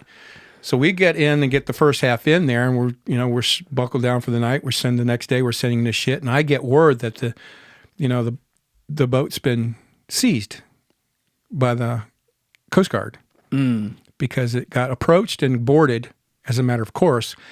But the residue and debris from the first 30,000 pounds was all over still inside that boat. Oh, they hadn't cleaned it. So they took the crew off the boat and brought the boat into the Tampa Bay, into the port in Tampa. Now, were you worried about being burned? Well, what happened was after they got that boat, it still had that second 30,000 pounds in it. They didn't know it was there. Oh, shit. It's sealed over, and this residue from the other first 30,000 hit any kind of a smell or any kind of, they couldn't detect anything. But they couldn't take a dog on that boat? They couldn't take it on there. They all have the whole fucking boat smelled like pot. Oh my God. Because of the debris and the residue from the first 30,000. Well, they get this boat, and the next night, because here comes George again. He says, dude, we got to go get what happened? He said, do you know whose shit that was? I said, of course not. Who the fuck? He says, that was a Presidentes.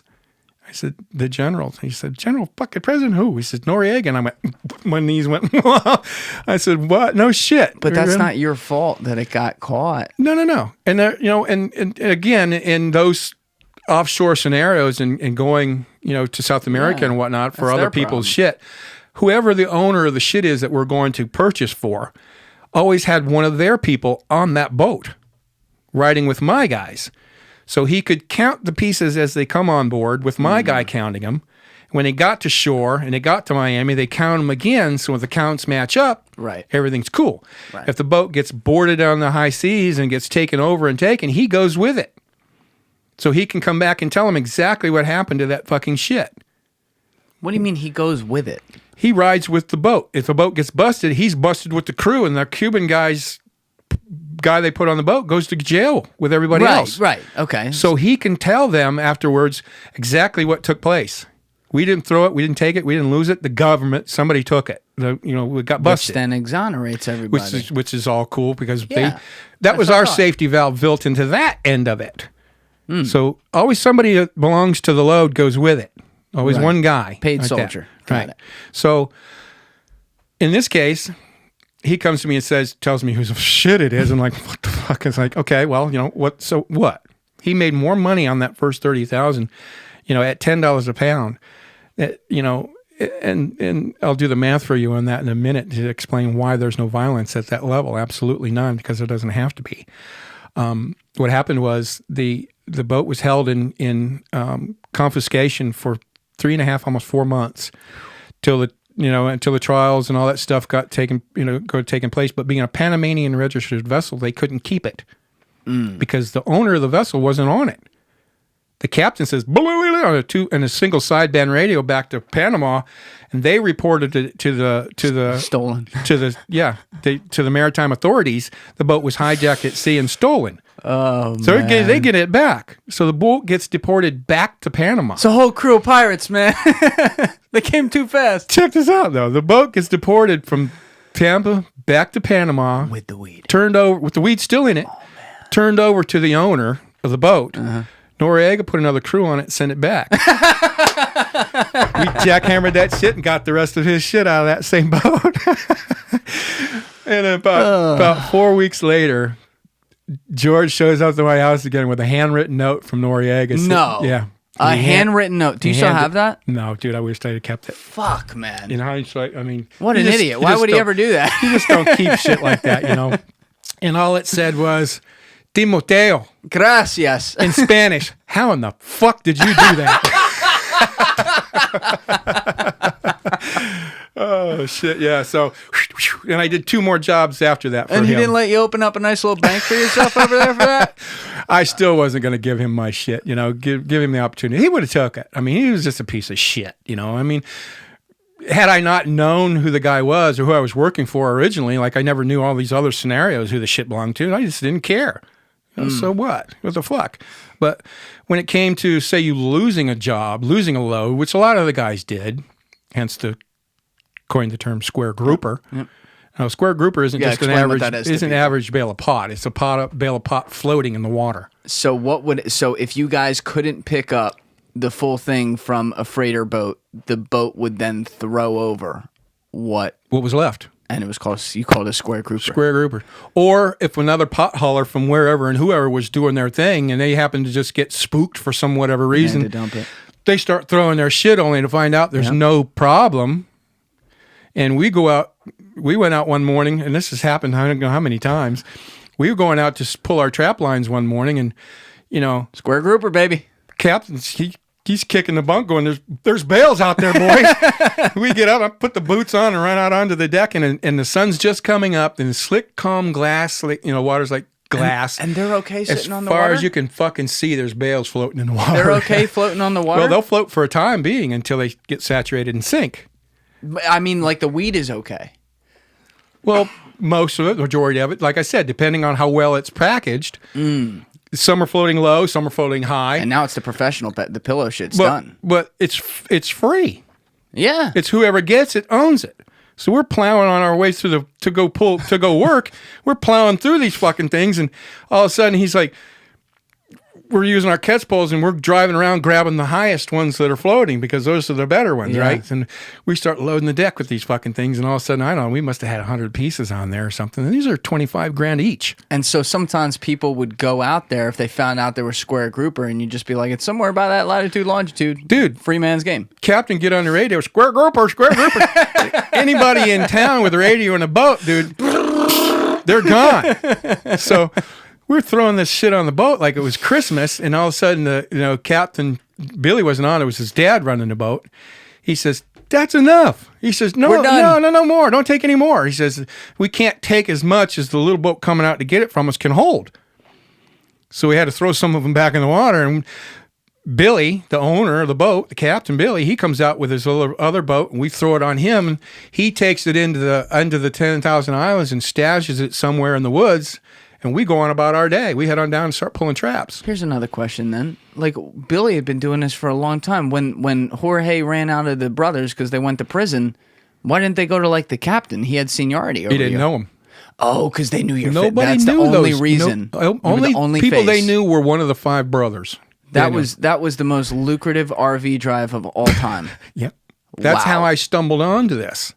If it wasn't for that day of me driving that shit, those Cuban people wouldn't have known who to go find. And you're looking at Red going, I'm the captain now. Well, we didn't communicate after that. We kind of, because after this happened, Billy kind of took a step back and got out of the business because he was never implicated. He was never went to prison for any of this stuff. God bless him. Fucking Billy. Besides, 2 years later, the statute of limitations had long since run out, and he never had anything to worry about anyways after 2 years. Oh, he's the dude. He's the dude with the movie. He's the dude that sailed off into the sunset. The cops can drive by his fucking mansions right now. No, they can't do fuck all about it. Right. Genius. Well, except for finding this shit, right? So he takes it, stashes it. We go about our day pulling traps, and all that throughout that morning, little boats are coming up to us and, "Where's the shit at?" "It's over there about 4 miles, dude, that way." He said, "Just keep running, you'll find it." He said, "You better get to it because it's been there a while," right? So everybody's getting free fucking money. Yeah. It's a 7-figure day. My cut out of what we took was $350,000. Yep. I made $300,000 that day, and I didn't do shit but pull some bales out of the water. And this happened now and then. And nobody's going to come looking for it. Nobody cares because those fuckers, whoever they were, threw it. That's the square grouper. That's what a square grouper is. Square fucking grouper. What a world, man. So, but you're still, it's just crazy that like you're still doing all this while you're now making the deals and flying like you're still the crab guy going out there grabbing and collecting. Well, this was a little bit before that time. Yeah, that story was. So But I'm saying like all this, like still being out on the boat, doing the whole deal, making the deals now down in Colombia, making deals with Noriega. Like you're adding all these layers to it. And is there, I mean, I know there weren't a lot of cops down there and you had a couple paid off, but is there at some point you're thinking like, all right, they're going to start poking around on this? No. Never occurred to us. Never occurred to you. And, along with, the amounts of money to be made was the simple fact that the sentences that were being given out in those days were pre-mandatory minimum. Okay. Mandatory minimum sentencing guidelines across the federal board didn't happen until September 1st, 1987. Prior to that, the magistrates had discretion onto their sentencing. And that's why when the five brothers came before the magistrate in Miami, and they're being arraigned, and he's reading off the list of seizures, or they're being sentenced, and he's reading off their list of seizures. How were they caught again? I don't know if you said that. They embedded a man and a woman and a wife in town for 2 years, for over 2 years. Right, in the bar and whatever. And accumulating this wealth of knowledge about, who might be who and who might be when. That's when they started focusing on certain individuals. Who embedded them? Putting the government. But which agency? Who knows? Okay, so they could have been DEA, could have been Customs, could have been CIA, could have been FBI, could have been Secret Service. I mean, every branch of law enforcement that there was involved in the operation that took everybody down. So even though this had all happened, you still didn't think? We kept going. And you're like, well, they took all the adults and everybody was making the shit. The infrastructure, the guys that were doing the work was us kids. These adults aren't out there humping. I know, but 70-pound bales, 800 to 1,000 of them 2 and 3 times a night. You think the adults are doing that shit? You didn't think the government was going to be like, okay, well, who's taking over now? Because now basically this little island, now there's a reason to have a spotlight on it because they're like, well, we just got some big ones from right there. They thought they considered the slate wiped, pretty much. They figured they got a handle on it, but they didn't have any clue to the enormity. Yeah. Clearly, the sheer volume of shit that was going on, they hadn't have a clue. So what was they had a bit of a hint because when the five brothers were going to sentencing, the judge, he's reading off their list of seizures. Yeah, Now they've got, a Netherlands Antilles holding company worth millions of dollars in cash, then properties around the Caribbean. Here in the States, they had houses, motels, timeshares, apartments, boats, trucks, airplanes. Government took all of it. Daryl had an airplane that he didn't even have a pilot's license. He just paid some guy to show him how to fly the fucking thing. He's out there having a ball, right? And so... But it was all taken, right? Well, yeah. Yeah, the government and took they all of it. seized, on top of all of that, they seized 580,000 pounds of weed. 500,000 pounds. So the five brothers are in court for that. Who's got that laying around? Well, these guys do. The five brothers. We do. On a little island. So the judge is reading this. And he throws his glasses down, and they're standing here in front of him on the bench. And he says, he was at his wit's end. He literally looks at them all and says, I have absolutely no idea how to sentence people like you. He says, there are no precedents. There are no guidelines by which to sentence people like you, he says. And he looks at Craig, who's the younger of the five brothers, the youngest of them all. And Craig had been busted before. So this would be his second time around. He had been busted for weed. He had gone before. to prison for pothauling before. Really? Yeah. He did his 18 months or 12 months or whatever the fuck it was and got out and got home. Came right back. Started working again. That's just how it was. Yeah. Well, Craig agreed. Yes, sir. I understand. This is my second time. So the judge, he's rifling through the paperwork and shit like this, and he says, looks at his four brothers, and he says, "Gentlemen, you are now sentenced to a federal holding facility, Miami Correctional, for a period of 36 months, 2.5 years." Thank you, sir. Have a great day. 2.5 fucking years after all of that shit. And we're flooding North America with weed. And he turns to Craig and he goes, "Now remember, Mr. Daniels, this is your second time around." He looks down at his paperwork and shit. Now, I'm reading transcripts, and I'm getting Craig's vocalization of how it took place, right? And he says that the judge fucking looked at him again. He took his glasses off and threw them down on the table. And he says, "I have absolutely no idea what to do with somebody like you." He says, And he looks him dead in the eye and says, "Does 5 years sound like a long time?" And Craig goes, "Yes, sir. That sounds like a real long time. 5 years." He was out in 2. And that's when everybody went and everything stopped, slowed down, and that's when enter Timmy and George and his buddies he met at the house. That's how I took over. And that's the whole. But the violence thing, let's circle back around that. Yeah. And at that level, and I've always told people this, because again, there's this misguided misunderstanding and misconception about the violence in that industry. Well, at that level, there is no violence. And the reason for that is simply because it's dollars and cents. If I can go to Colombia with $300,000 and I can buy 30,000 pounds of shit for $10 a pound, and in 8 to 14 days, like I said earlier, get that into the United States international territorial waters, now it becomes $500 a pound. And you're making $15 million off of $300,000. Minus my fee for a load that size, which is about $5 million-ish, like that. So they made $10 million. They've cleared $9,700,000 and their investment returned $10 million. Yeah.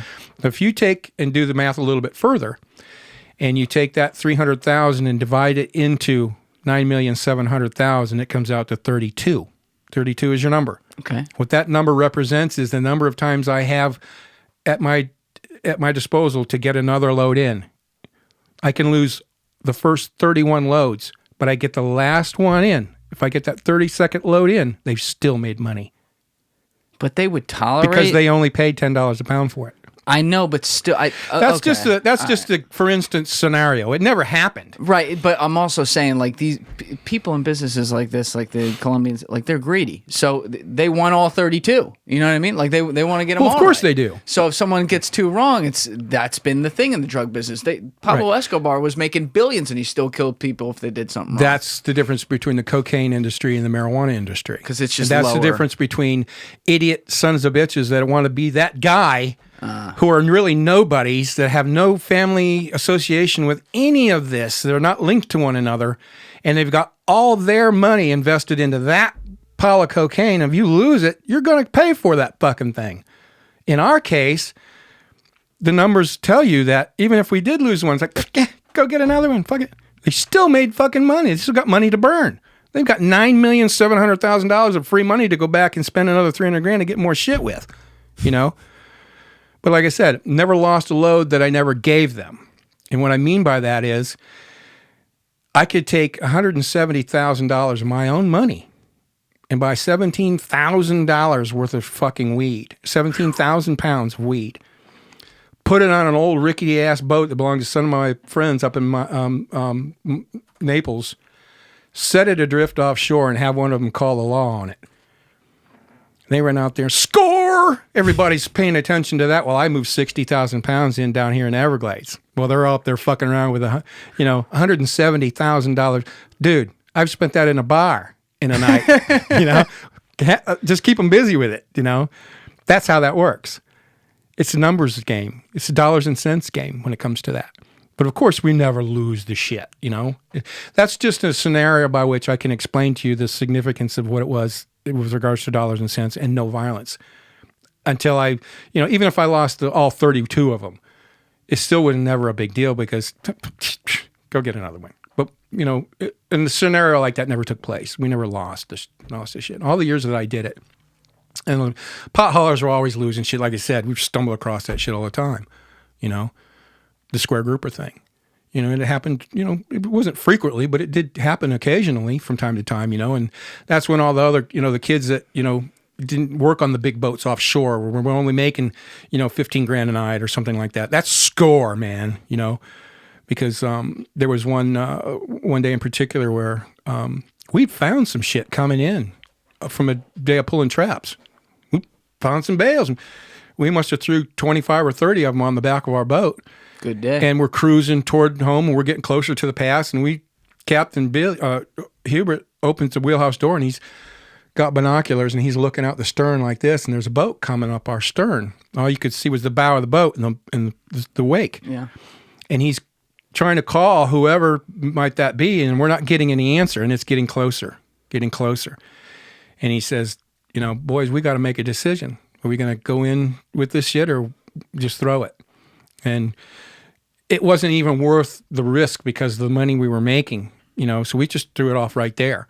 We go into town, we go back into our dock, and we get the catch off from the fish house, and we hear in town that, one of the other boats coming back from crabbing found 25 bales. Oh, you fuckers, that was our shit, man. And you wouldn't talk to us. That was them right there behind us, so we gave our shit to them, And then there was a day where we go out and, and gather up some fucking bales and shit and on our own, me and a couple of buddies, and we filled my buddy Martin's trailer in a double wide. We filled almost the entire trailer knee deep with this shit because we're going to dry some of it out, right? Yeah. So while we got the fans going and we turn the shit over, we decided we'll go ahead and run off, run out there and see how everybody else is doing because everybody, and even the kids, there's 18, 19-year-old kids out there running around looking for this shit, right?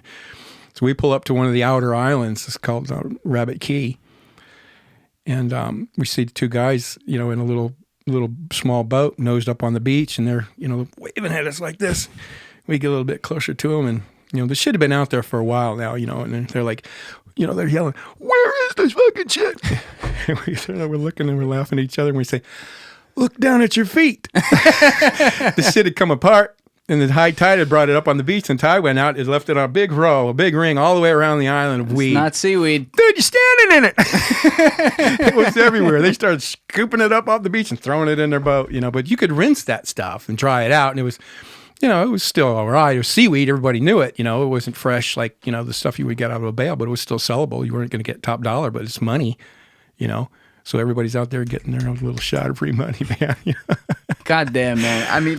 The number of stories you have from this is beyond comprehension. Obviously, I encourage people to actually get your book because there's a million in there, and I'm still like halfway through it. I got more to go. But when did this actually start coming down? You said you were doing it for about 10 years before you got arrested. Did you see it coming when it happened? And if not, how did the whole case happen? Right. Yeah. And that is where we will leave this one off for part 2 next week. If you're watching this podcast in the future, the link is already in the description or the pinned comment. Hope you guys enjoyed Tim. Know you'll enjoy part 2. And other than that, you know what it is. Give it a thought. Get back to it.